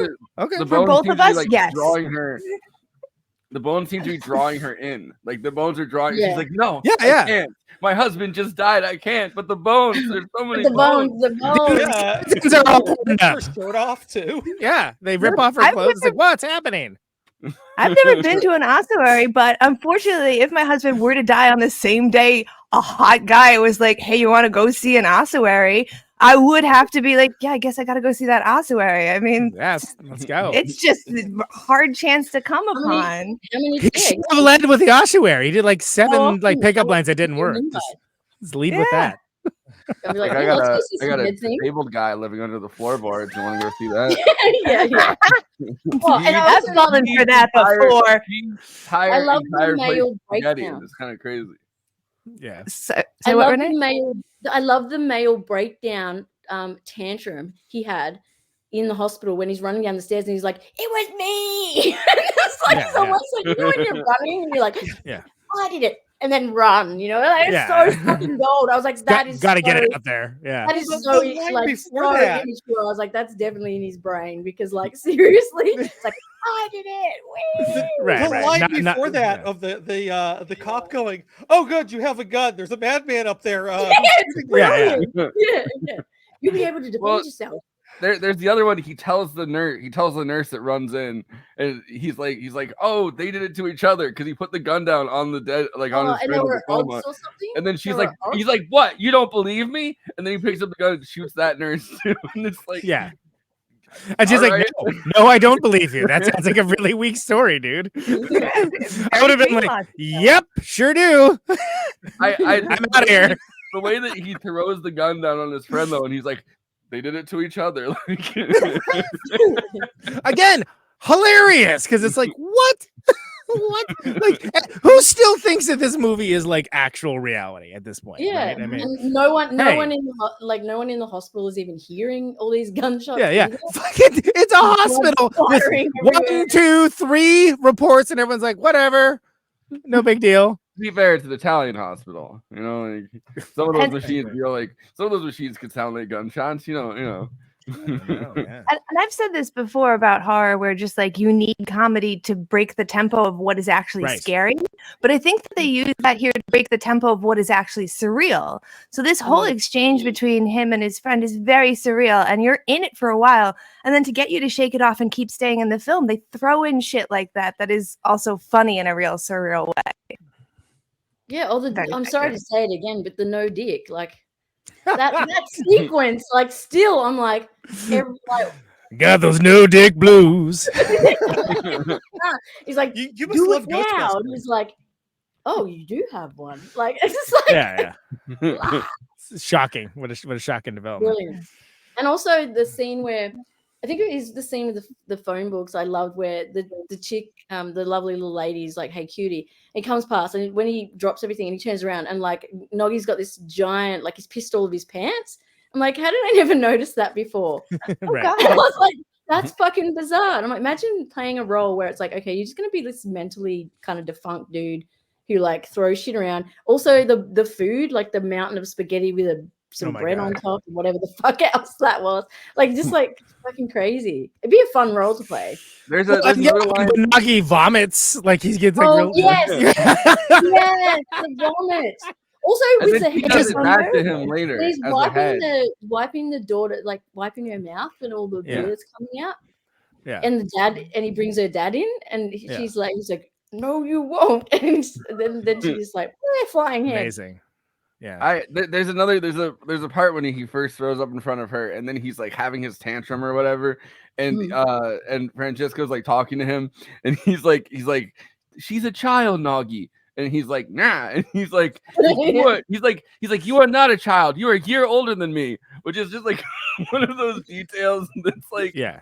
It's like I one know, of it's the like, cartoons is like I feel like, but I feel like a lot of what they're like, what he's satirizing is these, you know, Italian horror movies, and one of the big things is Right. that, like, everybody that you talk to in one of these movies, like, I mean, you know, Suspiria is like a perfect example. Like, everyone you talk to is like an NPC info dump.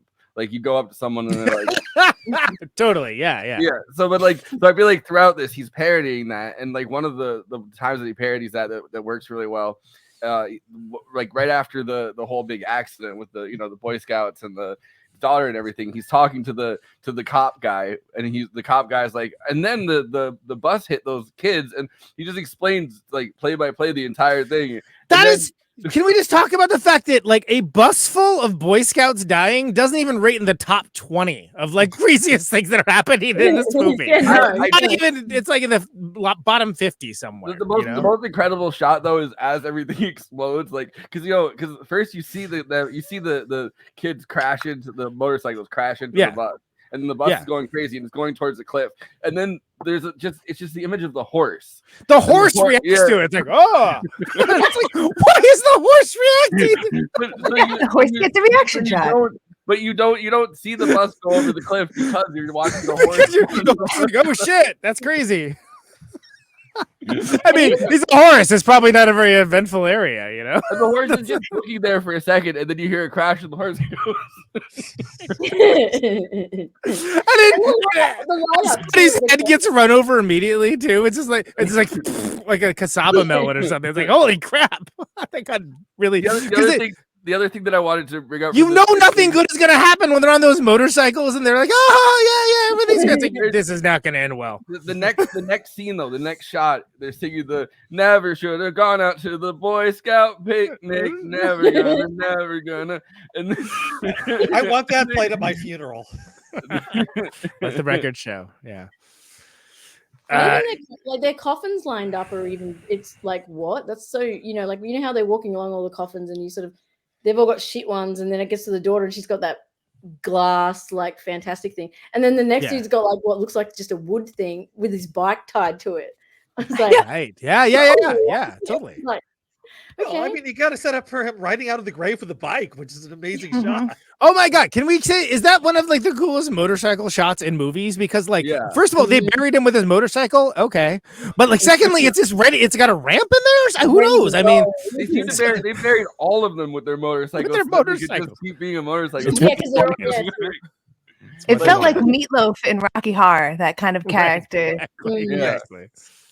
Yeah, that kind of that line of just like, okay, so to back up for a moment, when she gets vomited on, then the next thing, oh yeah, that sucks. Want to go on a ride? Yes, and it's like, what? No, she goes, Claudio, I knew you'd understand. Yeah, exactly. Well, I mean, Claudio is such a great fucking Italian name. Then the girls just cry, Claudio. Right. Like, I needed the reminder it's an Italian movie because everyone's like, you know, speaking in, I mean, clearly Italian, but then with like a British accent overplay over it or something. Yeah. The one guy is clearly British. The voice actor is clearly British, talking over an Italian man in a fake Italian accent. The second mayor that comes in, he's like, I am the mayor. Yeah. Yeah, the accent so makes it, because the cop's an American too. Like that's the best thing about it. It's like, yeah, that as well. Yeah.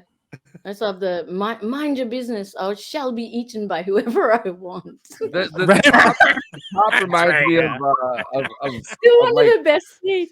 I just love it. Shame. Great quote. the cop, like the way he's dressed, and like the trench coat and everything. It reminds me of Donald Pleasance in Halloween. Yeah. Oh yeah, he's got the yeah. Kind of reminds me a little bit of like Night Stalker as well. Like Kojak. Yeah. There's something like weirdly somewhere between like. I don't want to snap correct. It is Kolchak, but Kojak the Night Stalker, I would be totally into, because that would be a great dog. I portmanteau that. Let's solve supernatural crimes. Stop right there. You've made the sale. You can call me right now. Exactly. Let's do it. There's Poker face. What? Yeah. There's something like almost like somewhere between like 80, like corny 80s action movie and like Law and Order about some of the lines that he said. Like there's like these cool lines. He's like, well, you're gonna have your hands full, and he's like, Nagi, we're gonna need a few extra bullets or something. And there's like there's these like very corny lines, or like I don't remember what he says when he burns the girls alive, but like he has some line that is like, I was like, oh man, this is like what you say like before you put on your sunglasses and drive away from like the scene. Right, yeah, from the explosion, exactly. Yeah, I mean, and like, well, I love how this is like. Remember how everyone's like talking about like elevated horror now, like all the A24 horror stuff. I feel like that's what this is, but except for it happened in 1994. It's got that. Like I said, it's got that element, that extra element that all the kind of the slasher giallo like zombie type stuff doesn't quite take that extra step. So it was very different to anything else, and it's like, and it probably is to do with the fact that the actual, the story matter that it came from. You know what I mean? Yeah. Yes. Maybe if that didn't exist, maybe the film would never have been anything like this. But I think having that kind of led to him being able to reimagine that story in that way. There's also something about like lightning in the bottle with it, where there's a judge who is trying to make a ruling on this pornography case. And there's a famous quote where he says, I can't define pornography, but I could identify it if I was seeing it. Right. And that's sort of what I feel about like the camp in this is so present, and yet it's effective and it elevates the story. That's when we're saying like elevated horror. It's when the narrative actually fits the horror. It's not just jammed together. But also, I'm not sure I could seriously articulate why in every point it works. I mean, like Nagi not speaking and just being like a grunting character. I hated that with the character in Six String Samurai with the child, but with Nagi, it works. And like, why does that work? I mean, some of it is the Igor factor. Like, I was just gonna say, like the sidekick that's like got a deficiency of some kind, like with physical, mental, kind of monster emotional. that you put on a keychain. I love that. Like Shrek. Shut your mouth. So I think love that. So, but I think that like there is a rich tradition of like the colorful sidekick character, right? And so, and of which Nagi is fantastic, and arguably with the point we're making of like things, certain aspects of him driving plot points and stuff, maybe that wouldn't even be an accurate read. But there is like a grand tradition of like this is the lovable idiot sidekick, right? This is the character that doesn't have the same sense of planning or panache or skill of carousing and speaking, whatever, as the main character, but they're around to assist and to do the mundane tasks and to be the foil for like the dialogue that is something that they can't engage on the same level usually, but it's a way to do like info dumps from the script and do so in an entertaining manner because it's not just somebody talking to themselves in like a graveyard or something. Yeah, and they even had that, like, I even liked it because I'm a sucker sometimes for that sort of shit, but like the sentimental, like that, the scene where, he realizes that he is his only friend, like his only real friend. And I'm like, oh, absolutely. Like, and I love that. Like it kind of, cause it is, he's the glue that keeps everything together. And we like, he stops him from, I guess, fucking spiraling completely out of control. It's the only one thing that he has, there's always like structure and control around is having Nagi in his life. And building that up so much is the only way that you get the stakes where you're like, oh, no, when he shoots the girl's head, like the disembodied head, well, you're actually, oh no. and then it's like, wait, no, I just saw the scene where like it launched at her father and literally killed him, but you're still like, oh, that's Nagi's whole world, it's like, oh, poor Nagi. And it's like, yo, but that's a zombie head that just killed her father also. But like that head was like starts to pull him away from. To be fair, he was using her to get votes. The head was pulling her Nagi away because the TV was destroyed, and there's like this bit of anger that he has towards towards and it's almost it's very subtle, but like because like the zombies are coming up and he's like, whatever, he's in the basement with his head. He doesn't care about. He's got headphones on. He's watching his war movie, and then he's pissed off that Nagi isn't helping, and so he just egregiously shoots the television, and like Nagi just destroys his whole world which he then replaces with a teenage woman's head. I didn't like the age gap there. No, I'm just kidding. Yeah, let's talk about. If you want to talk about Miller's Girl, let's talk about that. It's actually kind of surprising that he's Nagi would totally be accused of grooming if he was on social media. Yeah, it's almost surprising that in an Italian movie he's like, Nagi, she's too young, because I didn't know that was what it His whole Twitter feed would just be and it'd just be his noise every time. But you're right, they make it so endearing that that's never annoying. Like, you care about him. You don't want her to get shot. You don't want the tube to blow up on him. You'd normally be like, this is a bit like, this is ick. This is gross, dude. Like, he's, you know. But I'm like, oh, you go, son. Look, he's got his head. He's living. Yeah. He's someone for everyone. And that's like, it's so much about love more than death. Like a Fox News cancel culture is out of control type thing, but it's Nagi. And they're like, Nagi, what happened? And then he's like, Look, they're engaged to be married. What they do in their own walls is their own business. Mm-hmm. Mm-hmm.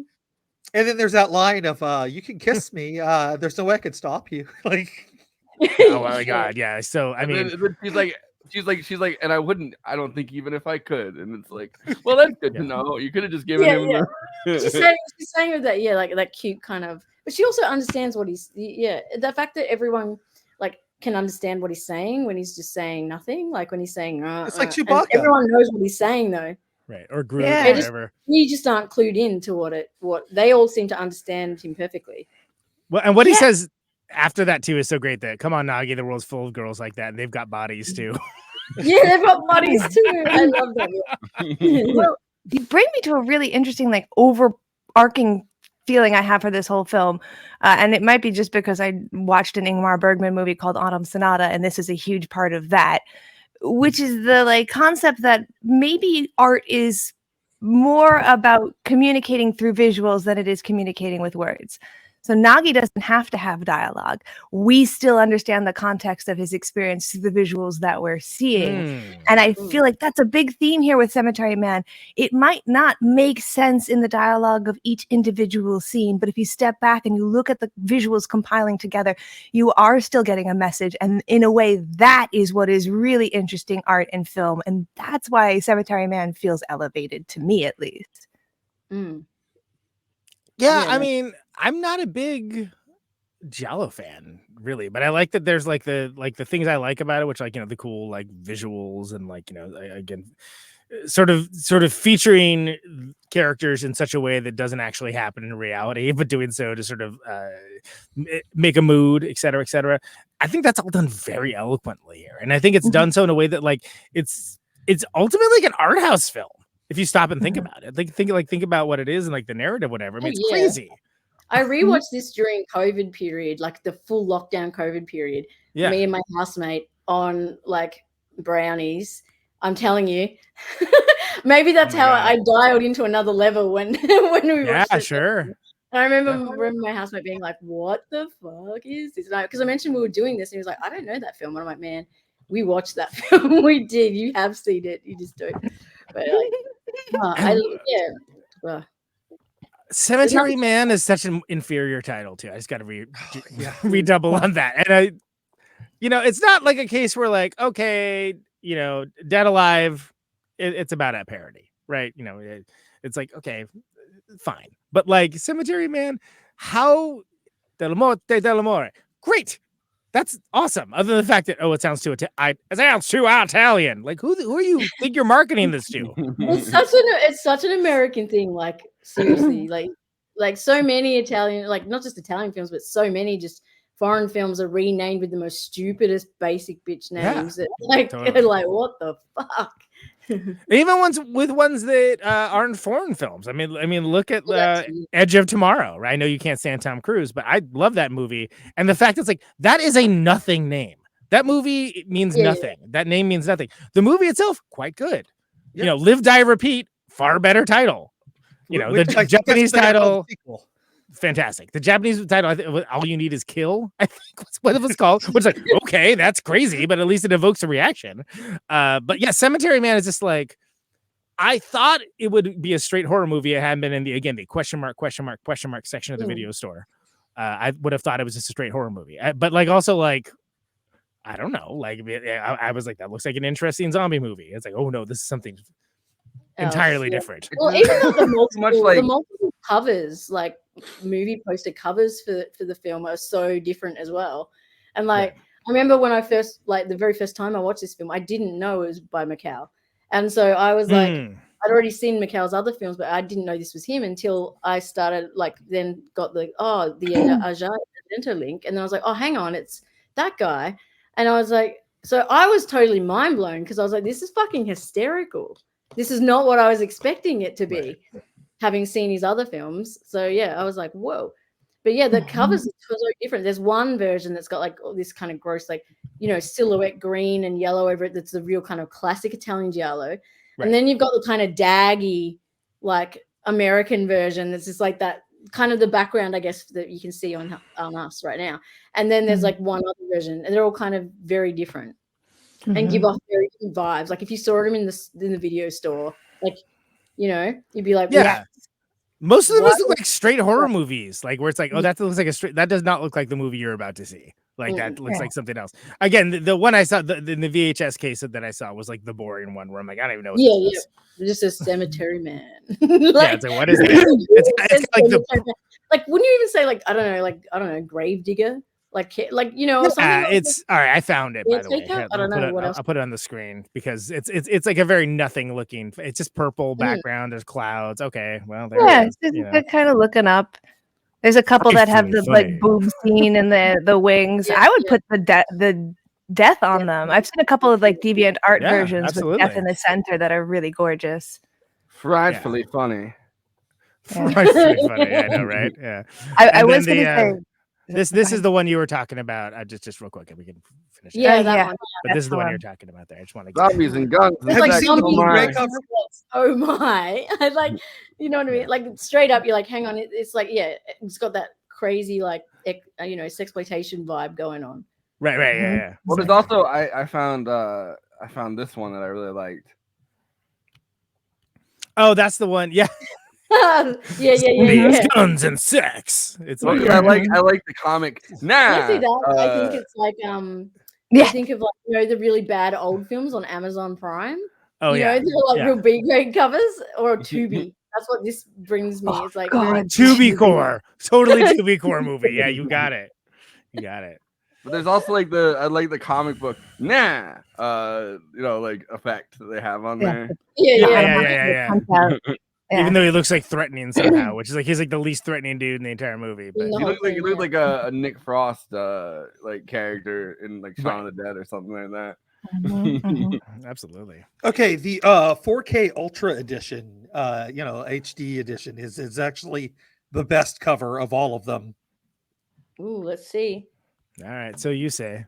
We're gonna grind the show to a halt. You better be able to deliver on that. Okay, while he pulls it up, I was gonna say that my favorite translation incorrectly into another language title is Groundhog's Day in Germany, which they translated into an entire week of Mondays, and that actually caused the term Groundhog's Day to become a colloquialism in Germany for that kind of feeling of like being stuck in like, how's your week? Oh, it's Groundhog's Day. Oh, I love that. That's awesome. That's great. All right. That's as much time as I can give you there, Andy. I got another fact to give you to get another picture up. I'm just dropping a link. Oh no! Wait, let me drop this link in the chat. How rude! Ooh, put it in the private one. Okay, you can get the. Oh my god! You can get the snow globe. If it was an A24 movie, this would absolutely be on their site. And they'd be blasting out emails to us specifically, which I feel like I get all those ones. Be aware. Be very aware. You can totally get it. What I don't like. All right, let me give A24 a little free advice about that. Stop pushing so hard for movies that nobody can see. Like, here's all the merchandise for the movie you haven't seen. Great. I don't know if you even like this movie yet. They do that all the time. And then like stuff. Then they like whisk it away and like black side it. And then like, all right, I actually like that movie. Too late now. Yeah, too late. Now that you've seen it. Too late. There's no merch available. How's that link coming, Andy? Oh, it's right on IMDb. I'm sorry. Well, can you send us the link? I'm looking at it on my What do you think is iPad. happening right now? Okay, I don't well, know. good for you. I just sent you a link of my favorite cover. All right, here I'll put that one on. Which we can throw that up there. I think that one is a nice one. Yeah. This That one reminds me a little bit of backpiece tattoo art for sure. Backpiece tattoo art. Yeah, well, it also reminds me a little bit of like Midsommar. Yeah. So we keep seeing Ari Aster flipping back into this conversation. I wonder if he has any reverence for this film. I know Mike Flanagan reviewed it on Letterboxd. You know who does have a lot of reverence for this film? Scorsese. Yes. Oh, really? That was like this is one of the best Italian movies of the 1990s. Yeah, he gave like rave reviews. This is the one. Oh, I don't know. Let me. That's such an endearing trivia fact. I love that. This is the Mi best novia film es of un zombie. 1993. Yeah, that one. Wow. Mi novia es un Zombie. Es un zombie. Lástima. Fantastic. My girlfriend so is a zombie. Scorsese said that he said the best film of 1993. Wow. Oh. What other films came? I know. Wait, 93 what else, probably a what good else was year. going on in Is 1993? it like Usual Suspects? Are you kidding me? No. Are you kidding me right now? Yeah, I mean, there's. But also Jurassic from Park. Scorsese. That was the year of Jurassic Park, and yeah, it was the year Jurassic Park came out. It's a huge movie year. Yeah, you had Last Action Hero. Let the guy have big movie and this is the big movie that he said was the movie of 1993. Yeah. Now, Usual Suspects was 95. Yeah, the early 90s, there was some killer movies. I love how much Scorsese is such a horror bro. Dazed and Confused came out that year. Yeah. All right. Yeah, Mrs. Doubtfire, The Fugitive, Schindler's List, Indecent Proposal, Cliffhanger. I kind of love that he thinks that this was the best film of that year, though. I have a little bit more respect for him because I feel like he's kind of a funky dude. I thought he was a bit more of a stitched up kind of dude, but like he sounds like he's kind of funky now. I feel like 1991 to 1994. I feel like that the early 90s, what movies came out kind of all blend together for me because like I feel like so many movies came out in a fucking. I wasn't even alive in 1990. I know, and that's why I'm just disgusted by you saying that because it's annoying. It's like when people are like, I don't know what that is, lol. It's like there's nothing funny about what you said. No, you sound like a fucking idiot. Not you. I'm talking about like I feel film like TikTok where it's like so many movies came out that were like indie movies. Like it blends together in my mind which ones came out in like 92, 90, 91, 90, like I don't know. It was a big time for movies. I feel like 90 to 95, I can kind of get you like a bracket window where I'm like, I'm pretty sure it was some, and it gets a little harder to niche it and narrow it down. And then also films that were made before my consciousness on Earth, I also am bad at remembering the dates on. Well, yeah, I mean, I think that's natural, but it's also like, you know, it was, but those years were like the deluge of like indie cinema. You know what I mean? Like those were the like that's Yeah. So of which there's ones that haven't been re-examined, like Hal Hartley and stuff. Yeah. It's like, where's his well, re-examined? in my mind, it becomes hard to like delineate between those years. I feel like that's like prime indie the prime indie thing. Because they had those they used to have those you could literally just go buy the rights to films, right? Like they had those huge like expos of all these indie films that people would walk around and they'd walk around to each, but like I think it was like the first few years of it. Like the first director to really get discovered that way was like Spike Lee at like one of those. I think I found the cover that Andy's so snap. Oh my god. Is that no, I forgot that. I thought that was dead to us. We're doing it. It's dead to me. Okay, let's upload it. Yeah. I got it. I will say that. Go ahead. What is happening? Oh, so tiny. Oh my god. Fine, someone else can do it. Jesus, it moves around. It's moving around. No, I see. I know. I can see it. Yeah. So it's it came back to life. I will say that in the early 90s, you get this like onslaught of things like Searchlight, which becomes a division, and like big houses are really dedicated into distribution. That's why you saw them even approach the people making Cemetery Man and say we'd have this big distribution in it. And you're also getting IFC becomes a channel for the first time ever. So you're really right. In the early 90s, independent cinema had a serious boon and people were kind of interested in it. I mean, if it weren't for the VHS release of Dellamore, it would not have the cult following it does. It really flopped in theaters. This was an after thing. Yeah, well, it bombed hard, and apparently it did well in Italy, but it bombed horrendously elsewhere. Yeah. How about France? All right, I'm holding this so it stays in one place. It's weird, right? Like it's like Yeah. responsive, but like if you like move it at all, it like shrinks. I'm Shrinks really- down faster than Rupert Everett's dick. Thank you. You're like a Dutch man with your finger in the wall. I'm holding this Very thing out. symmetrical.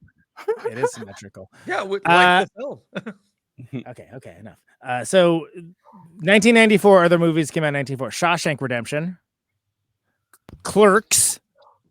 Ooh, Maybe he's saying it's the best Italian. Maybe he's not saying ever. Maybe he means best Italian. Yeah, I think Pulp Fiction. Forever. He's getting his freak flag on for horror movies as he gets older, and I'm here for it. I love that kind of honesty. Pulp Fiction. Oh. Yes. Hudsucker Proxy. In the Mouth of Madness, John Carpenter. Underrated. Ed Wood. That one so much. Natural Born Killers. Leon the Professional. There's lots going on. A little movie called Heavenly Creatures as well. Oh, fuck. Yeah, well, I think he was saying. good here. I think he said it was one of the best Italian films of the 1990s. Okay, he's qualified. Okay. He's not including any of his songs. He doesn't count. Anyway, Letterboxd is a social media site for film lovers. Psych within each other with the films they love, maybe the films that they didn't love, maybe the films that they were incessantly horny for. I mean, incessantly. And of course, all this. Their dick off horny, or Yeah. at least get an injection. I'm not horny. interested if it's not that. If it's not like, what do they call it when they're like, if it's not that kind of love, I don't want it. You know what I mean? Right. Cut your dick off, or I'm not interested. Or GTFO. All of this is, of course, it's a bottom-up democracy. Everybody gets to have their say, not Siskel's and Eberts of the world. Everyone gets to chime and opine in, and they are collected by yours truly for this bit where we react to them, keep it short, keep it succinct. These are the Letterboxd one-liners for Cemetery Man. Let's go. This movie is the reason I think of necrophilia every time I pick up a snow globe. really make those Pavlovian shit. Those trips to the North Pole awkward, What Hooptober. What's a Hooptober? That's a bunch of people in October. It's like a Toby Hooper, it's a challenge of some kind. It's like the Criterion Challenge, but just October. I could never do that. We do too much crap on this show. That's like I couldn't take on a challenge as a month based. I can barely do once a year based. Right? It's a big horror movie challenge. Normalize freaking it in the cemetery. I feel like that is pretty normalized. I don't. Yeah. I mean, haven't y'all done it? I think you should call for legalize getting it on in the cemetery. But then it's not fun after that. Just have legalize it, but then have like a scene from the movie. I'd be like, is that the shirt?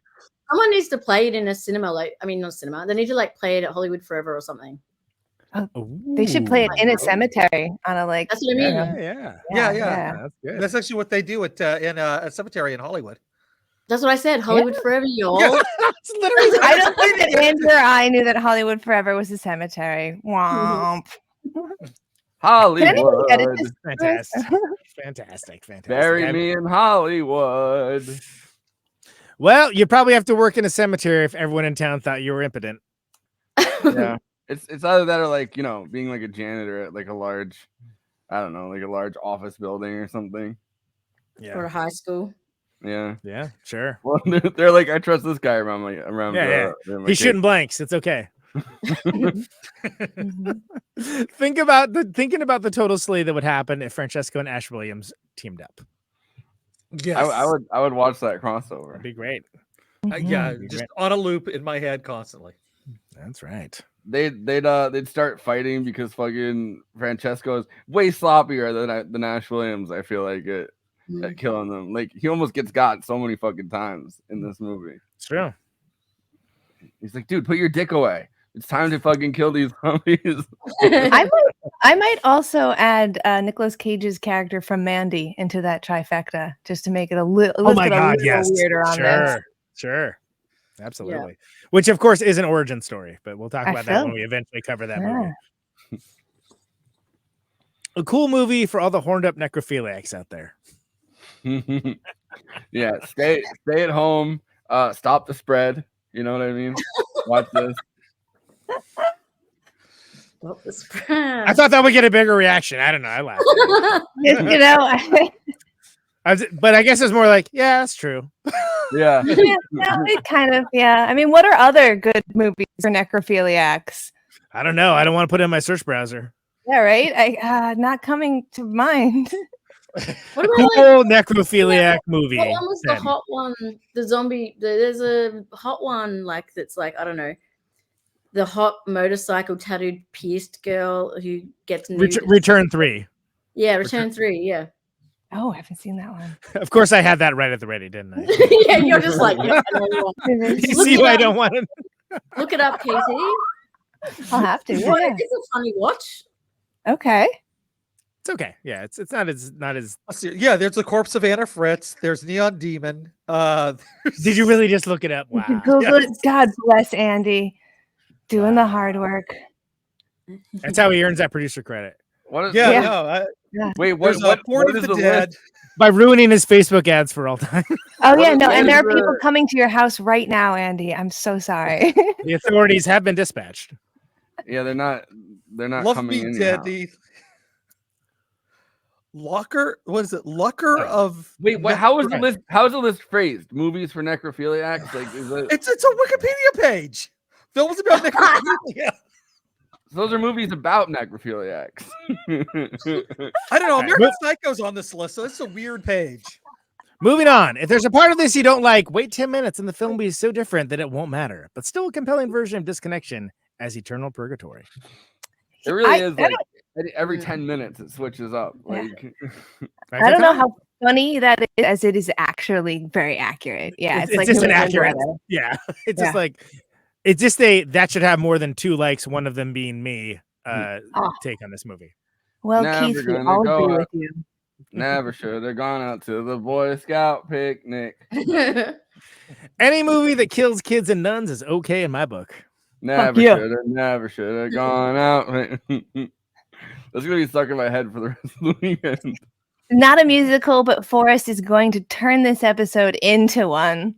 Can we just talk about, this is not going to make any sense for the audio listeners, but how hard Anna's look is in this screenshot in the back, like with with the strands of cloth kind of going like a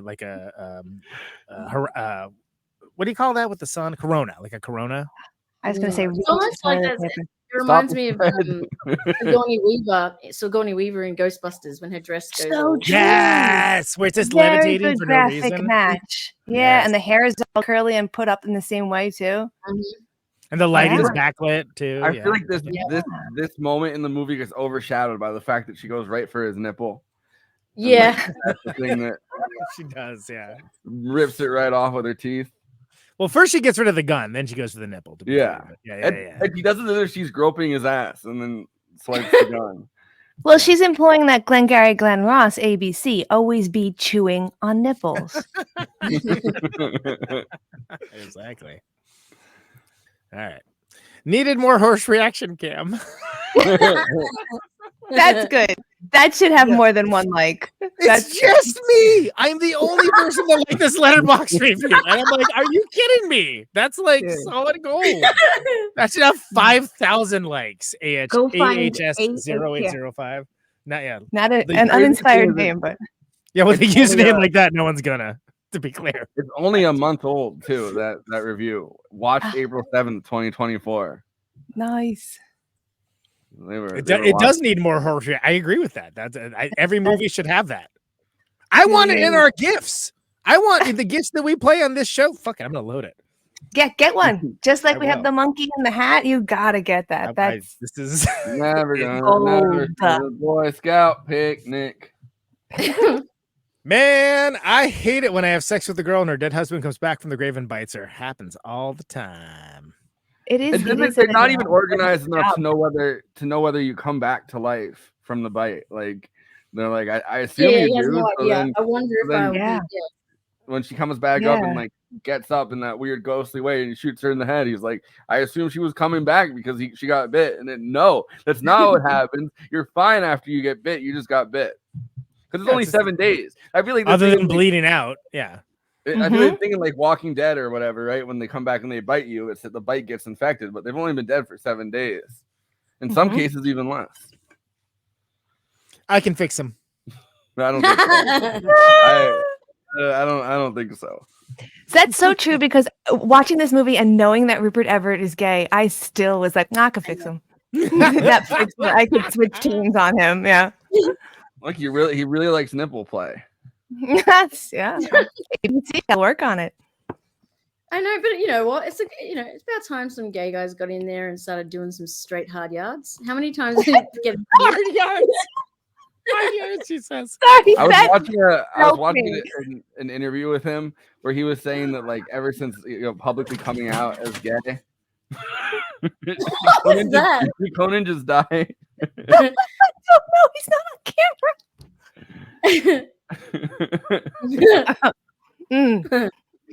Hard yards broke up. Yeah, no, that broke me too. That's a colloquialism.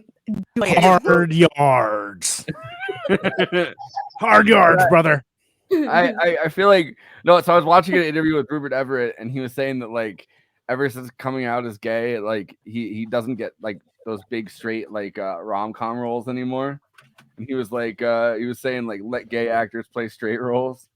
Damn straight. Let gay actors play straight roles. Hand claps. Well, I mean, we've given enough gay roles to straight people, so come on. Yeah. Read the gay away. Mm-hmm.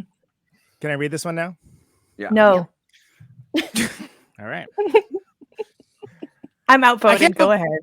I can't believe it. No, I think it was like everyone abstained other than you. So I think it was universally no. I can't believe an entire school bus of Boy Scouts dying is one of the tamest things to happen in this movie. Never should have gone to the Boy Scout picnic. Like, reminds me of I forgot that they even died. Like I actually did. Like until you mentioned it again and sang the song, and I'm like, oh yeah, that's Did right. you see the horse reaction? Yeah, like the she did. That reminded me of the whole football team that dies in Beetlejuice. Yes. Yeah. And they're all they're in uniform and everything. Yeah. Listen.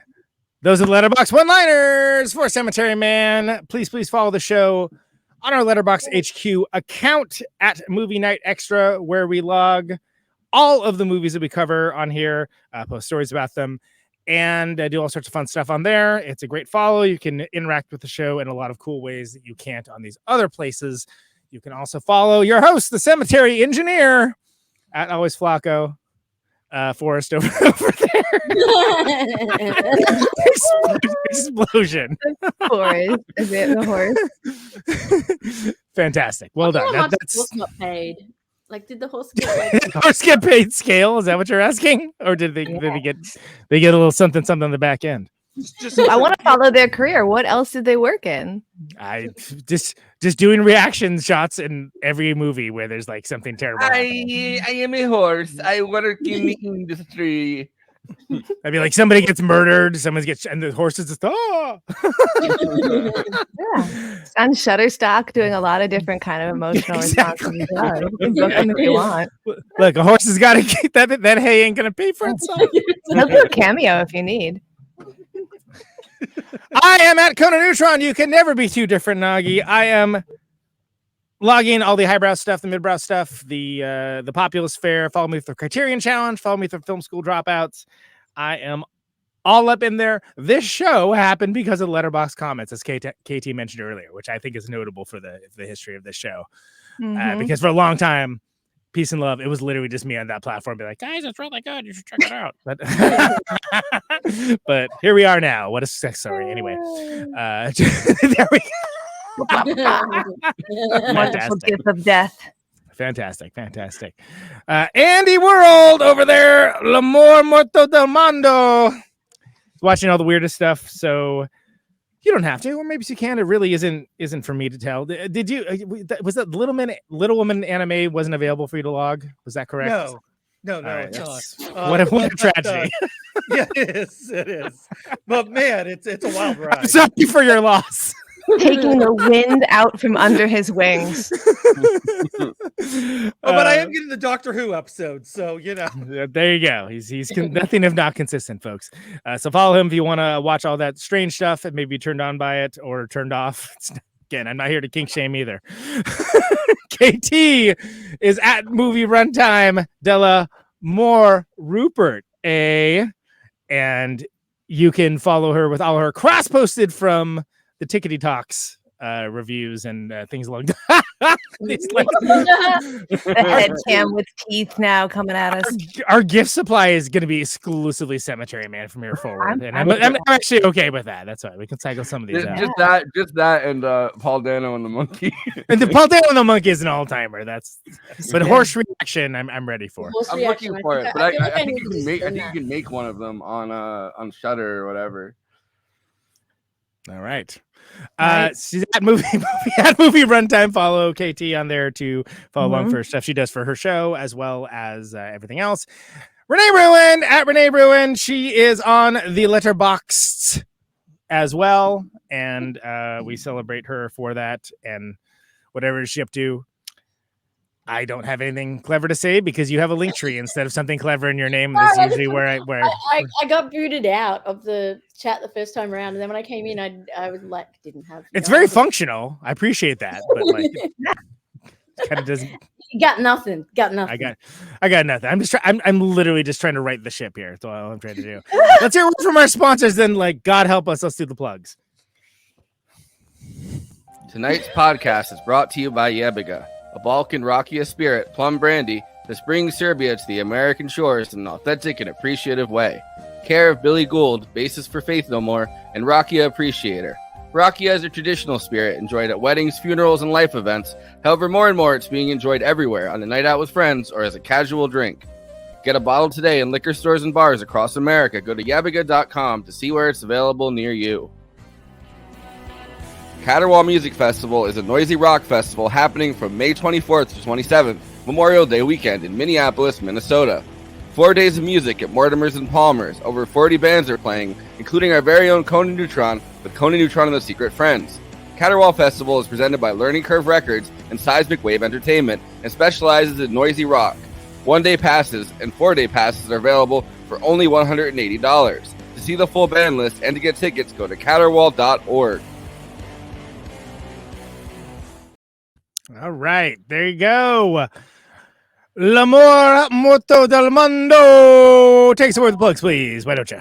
All right, if you're watching us on YouTube, please do those YouTube things like comment, subscribe, hit that bell, and of course, the big ask is to watch the video to the end. That allows you to hear some great Conan Neutron music, and that allows us to be discovered by other movie fans. So please do all that stuff. If you're over on Twitch, do the Twitch things. Throw us a sub. If you happen to have an Amazon Prime account, you can subscribe for free. It does not cost you anything, but it does help out the show. If you can do all that stuff, thank you very much. Follow us. Follow us on social media. We're on Twitter, Blue Sky, Facebook. Every show, guys, because it's always on the show I'm on. It's every show. It's every show. Yeah. Twitter, Facebook, Blue Sky. Instagram, she spoke too soon. He really wasn't. That is not Andy's fault. That was Forrest took him off task on that. Yeah. All right. Sorry. But now we're on TikTok. Yes. So if you're on Lord TikTok, find us over there. Follow us over there. Dancing us over there. Kidding. Not really, though. Yeah, we're just gonna do dancing videos while we're at Caterwaul. And of course, we have a Discord. You can, find us over the Discord, which we occasionally do movie nights. Sometimes a host even logs into it. Who knows? Yes. Anything could happen. Yes. So check us out over there. Yeah. And Conan's over there. Yes, I am, Andy. Hello. Hi. Yeah. How are you? Are you all right? I'm gonna let him do it. Let him do it. I'm gonna do it. Yeah. He's over there hosting. There it is. It's a headshot. Another headshot. There we go. Yeah. Horse reaction. But yeah, he gets all the horse download reactions. that on my phone, and I'm just gonna send it to people whenever, all nonstop. I know what my Halloween costume this year is gonna be now. Horse reaction. And just hold up beside this says explosion. Shocked horse. Shocked horse costume. But what would the Spirit Halloween alt costume where they have to like kind of change it just so much? Equine surprise. There we go. Yeah, equine surprise. Yeah. Yeah. Equine surprise, right? It does. Either that or like a really good perfume. Equine surprise. No, Chanel. Equine explosion. Equine explosion. No, Peter's gonna get on your ass about that one. No. Yes. But Spirit Halloween, call us. We're here all week. Do you have Spirit Halloween down there, Renee, in Australia? No, probably. Yeah, we do. You know but what it not, is. not amazingly. Do they call it something different? Is it adorably No, it's still Halloween. regional? Okay. Yeah. The hermit crab of businesses. They just find a shell, they get in, and then they go for another one. Yep. They call it All Snakes Day. You know, it's like All Saints Day, but it's all snakes. Oh. It's good. We still like, hey, that was awkward. So anyway, we were doing them plugs. Yeah, I really wanted Were to talk we? about Platonic Reversal, Yeah. which you just had the 10th anniversary episode. Correct. Yeah. 3-hour long episode, 13 different guests, 10 to longer segments, including one of which is the last interview of the dearly departed Steve Albini. So horrific tragedy this week. And it's a lot of folks it's a lot of stuff to pack into like what is ostensibly a weekly show or sometimes 2 or 3 times a week. So I'm let it simmer for a bit, and you can listen to that in all the places that you find your podcast, as well as YouTube. PlatonicReversal.com for the archives. $1 a month. Patreon.com/Platonic Reversal. Advance access helps the show out, helps it grow. 10 years of that damn show. Can you believe that? 10 years. I can barely believe it. I did it. Congrats. I'm continuing to do it. I haven't quit. Yeah, well, Yeah, it's for the nice month. splitting it number 2s because you're also on tour. That's right. Conan Neutron, The Secret Friends on tour this month of May. We're doing shows with Part Chimp, Arc Ray Noise Quintet, and Brainiac, if you can believe it. That's the Platonic Reversal episode I was talking about. And Madison, Milwaukee, Cincinnati, Louisville, Kentucky, Chicago, Minneapolis for Caterwaull, and reported Brainiac as well. And I think there's going to be stickers of this colorful character, sort of evil Knieveling, the van as well. That'd be awesome. It's cute. Excited for that. I got other stuff to announce, but it's not going to be for a while. We'll be straight into Big Gay June by then. Yeah. Well, of course, that stuck, by the way. I never thought that was going to stick. I was like, we're not going to go Big Gay June, right? No, we did. Apparently so. Yeah. Nobody came up with anything better. Perfect grab of names. Big Gay June. What's the theme? Gay. Oh, I'm assuming it was. Yes, The what way do you were think the laughing, theme I'm is? like, Yeah, I know. It was, then it's 6. So it's what? fine. Yeah. I'm glad that you said something because I could not parse it. For some reason, all 3 of you said it in such a way where it was just one word, like Bégé June. And I was like, oh, is that a Swedish word? It's the famous Asian French director. June. Yeah, we're doing one of the movies next month. They're transgender, actually. No, it's we do a month. Have we done it 3 times now? I don't even remember. No, I think we've only done it last year. Yeah, I think we did it last year. It's all right. So basically, we cover LGBTIQ. LGBTQIA plus. QI. What's the second I? Oh no, there's intersex and what? There's another I. Fuck. Anyway, whatever. We're covering all those movies. It's Big Gay June, which I never thought would stick. Interesting. You can identify as interesting now, and then people are like, "Wow, that's." Well, it's a minority of people that are actually interested. Really? So. True though. True. Big Gay June seems like a character in a Pee Wee Herman movie. That's true. Yes. We're not ready to announce that yet, but we got some interesting movies coming up for that. So there's some gay movies too. Are we still on? We're still on. We're Caterwall, your right? plug. We did Caterwall. Yeah. I was Caterwall, and of course, I was going to mention Neutron Friends on Bandcamp.com, where you can actually get the stickers. Oh, my band. Yeah. You're talking about. That's going to when we make them. That's the place to go. But you can go there now and get music. Also, I put out this compilation called Seismic Waves Volume 1, Seismic Wave Entertainment.bandcamp.com. Awesome 15-song compilation, songs from Hands Up Who Wants to Die, USA Nails, Arc Ray Noise Quintet, Crooks on Tape, all kinds of awesome bands. There's a new Secret Friends song on there. There's a new Lung song. There's a new Heat Death song. It's a ripper. And it's a bargain. LP, CD, and Bargain. It's a bargain. LPCD. Now you're adding more letters. LPCDIA. Yeah. And KT just finished up being at a film festival, which was incredible. She hosted a panel there, and I know you streamed it on your TikTok, right? Is that right? Yeah, I did stream it on my TikTok. Same name as you're seeing here, Movie Runtime. Although you'll see me in the comments as Movie Runtime KT. And if you don't like TikTok, a lot of the stuff that I'm posting there, I'm also cross-posting on YouTube because I feel for Conan, even though he has joined us in the TikTok universe on the download, and so has the Movie Night Extravaganza, the show. So go follow them there as well. Putting it on Reels as well. I'm putting it on Reels, yeah. Yeah, there you go. You're fine. You can shoot the Reels kind of. Yeah, exactly. So people can actually see that panel on there, right? Yeah. They can. It will be uploaded to the YouTube in a couple of days.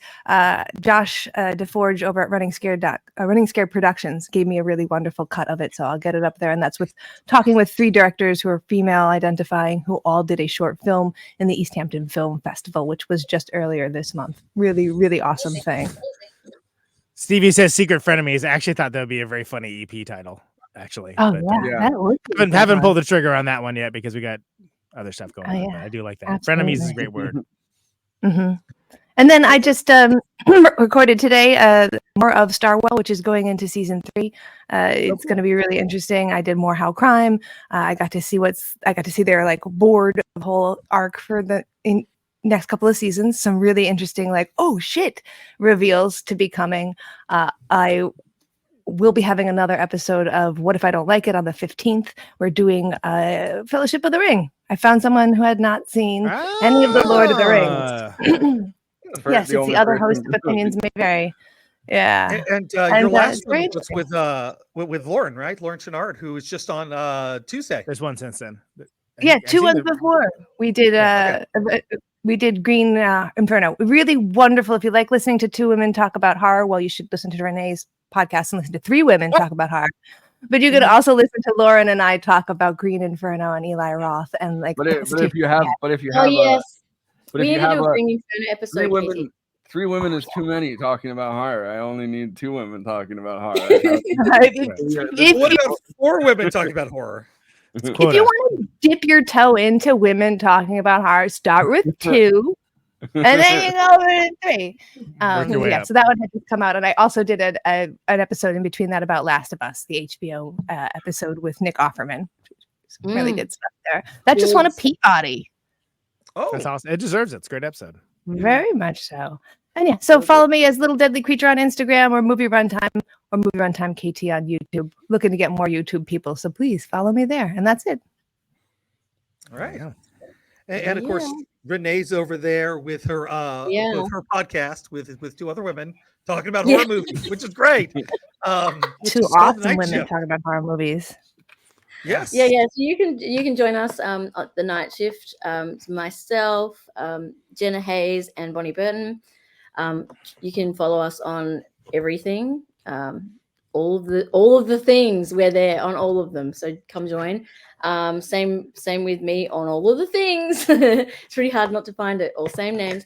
We've got a new episode coming up soon, which I'll be dropping and letting everyone know. But aside from that, at the moment, I'm taking a little bit of a creative backseat so I can do some fun things. You did I didn't listen to it yet, but The Girl Walks Home at Night. You did yes, you did that one. Yes. I love that movie. The movie's great.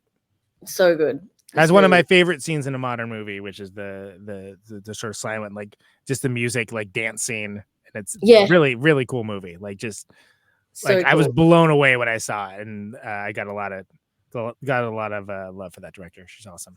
Yeah, really cool stuff. Can't wait to listen. Yeah, so things are in the works. When's that night shift movie night extravaganza crossover we're talking about? When's that? Oh yeah, we need to do that. Yes, we do. I'll put it back on the cards. We'll get some acronyms and get back to us, and we'll tag it on the other acronym. Yeah. Let us know around All Snakes Day. I'm willing it into existence that's going to be an Australian holiday one day. Let's just create one, All Snakes Day. Yeah, we just celebrate all the snakes in your life. Well, no, it's like Mother's Day, but for snakes. They got driven out of Ireland and they had to go somewhere, and Australia is where they ended up. It's a whole thing. Australian people will know about being driven somewhere else. Yeah. By the way, this is what's happening on the show right now. Just so we're clear. Hang on. That's like what's happening. They're celebrating All Snakes Day. Yeah, exactly. I'm on a page right now that says I feel like that is like the gift of my life on any show, on any series. Me. And then I have, and then there's the episode, and then Andy just loses his banana and goes, remember that episode I was on where we just laughed for fucking ages? We couldn't do the plugs, and it was just like forever and ever. Yeah, and which ever. one is that? This one? Was it this episode? Yeah. I think so. We've created our own liminal space where we're always doing the plugs. Yeah. Well, I'm like, I thought we were. I forget. I like detach and go elsewhere when the I plugs. disassociate all the time. Yeah. I'm like, yeah. I feel like there should be like a water gang that has like a rivalry with the fire gang. Like a blood. And they do dances at each other like West Side Story. Fantastic. Yeah, it's definitely the gift that symbolizes my life. This is me and all these things coming around at me. Here's the other one. That's the other one that she just. My balls. Got my balls. Get your Michael motion going. Yeah, jiggling them balls.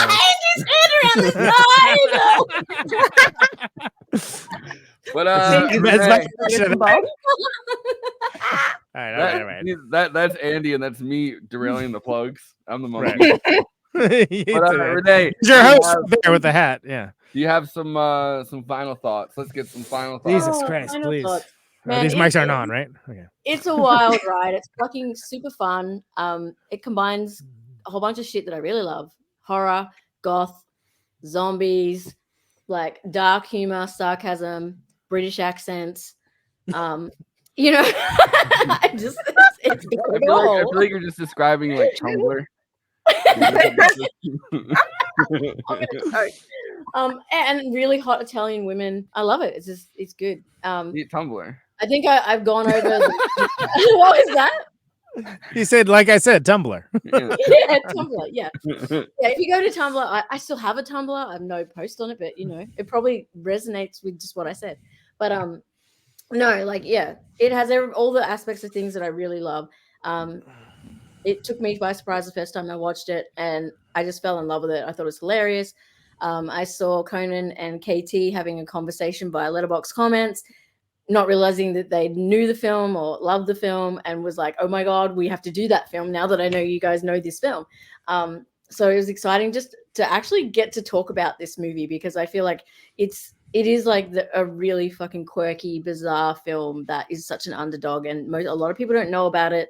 And I feel like the people who know it have this real intense joy and passion to talk about it.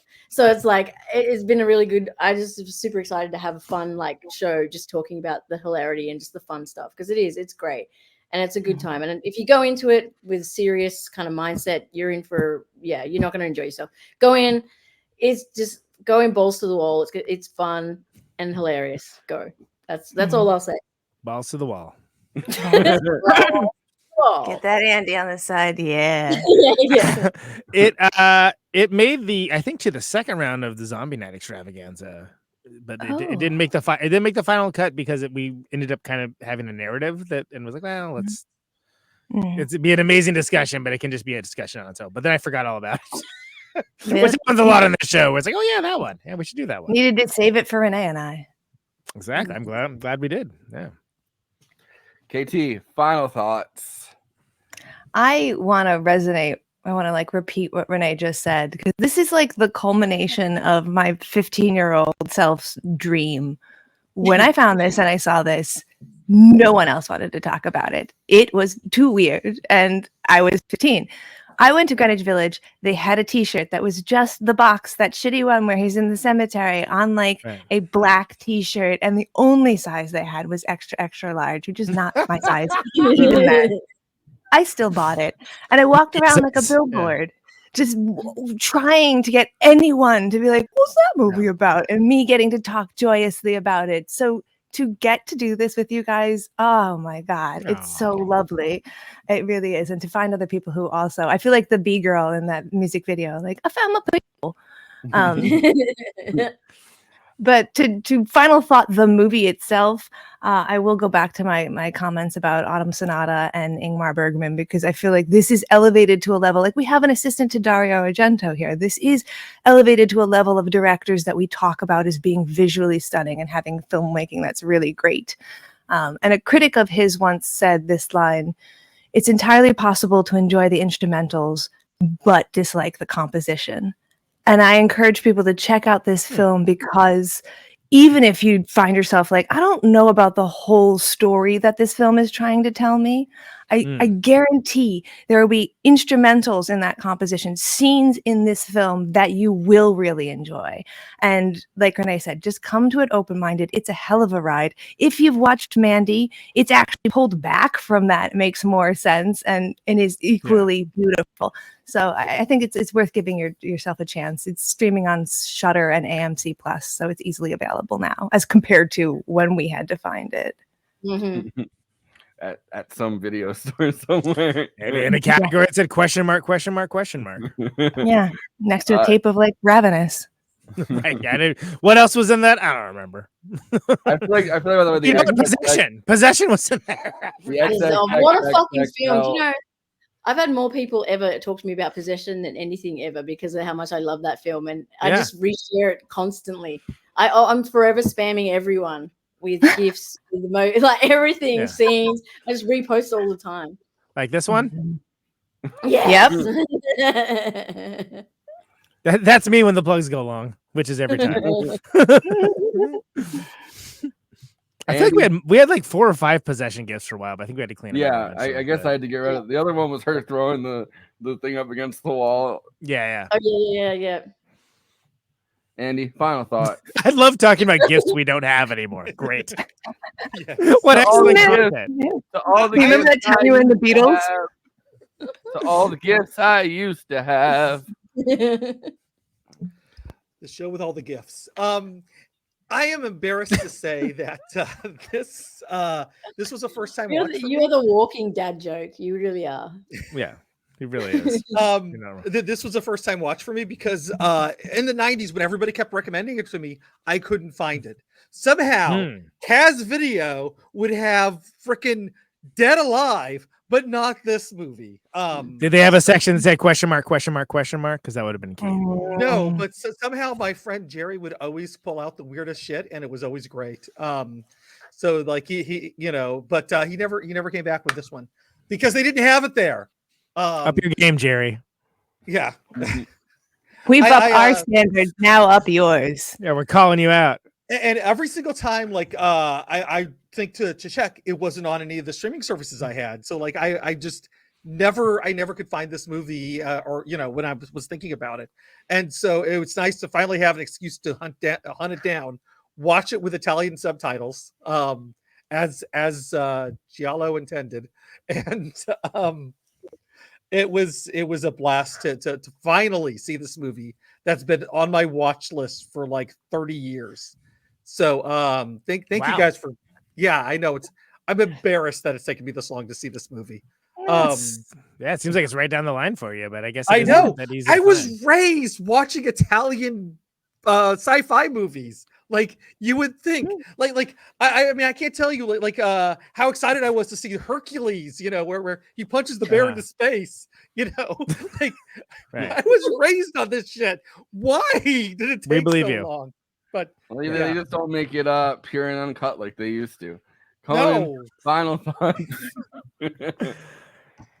Yeah, this is one of the great, needlessly horny existential horror comedies of all time, and I think there's something so unique about this. It carries some of the comedic sensibilities of something like Return of the Living Dead, but amps up the ennui and the artsiness and the dream logic all to 10. So you get a fantastical gothic romance, necrophilia propaganda, ruminations on loneliness and sorrow, and it's all also very uproariously funny. And it shouldn't work, but it totally does for me. So I would say it's quintessentially Italian and an unforgettable ride. All right. Well, we'll be back Tuesday for our last show of May. We're doing Inside Man. With Claudia. And then we're going to Caterwall after that. We're going to Caterwall.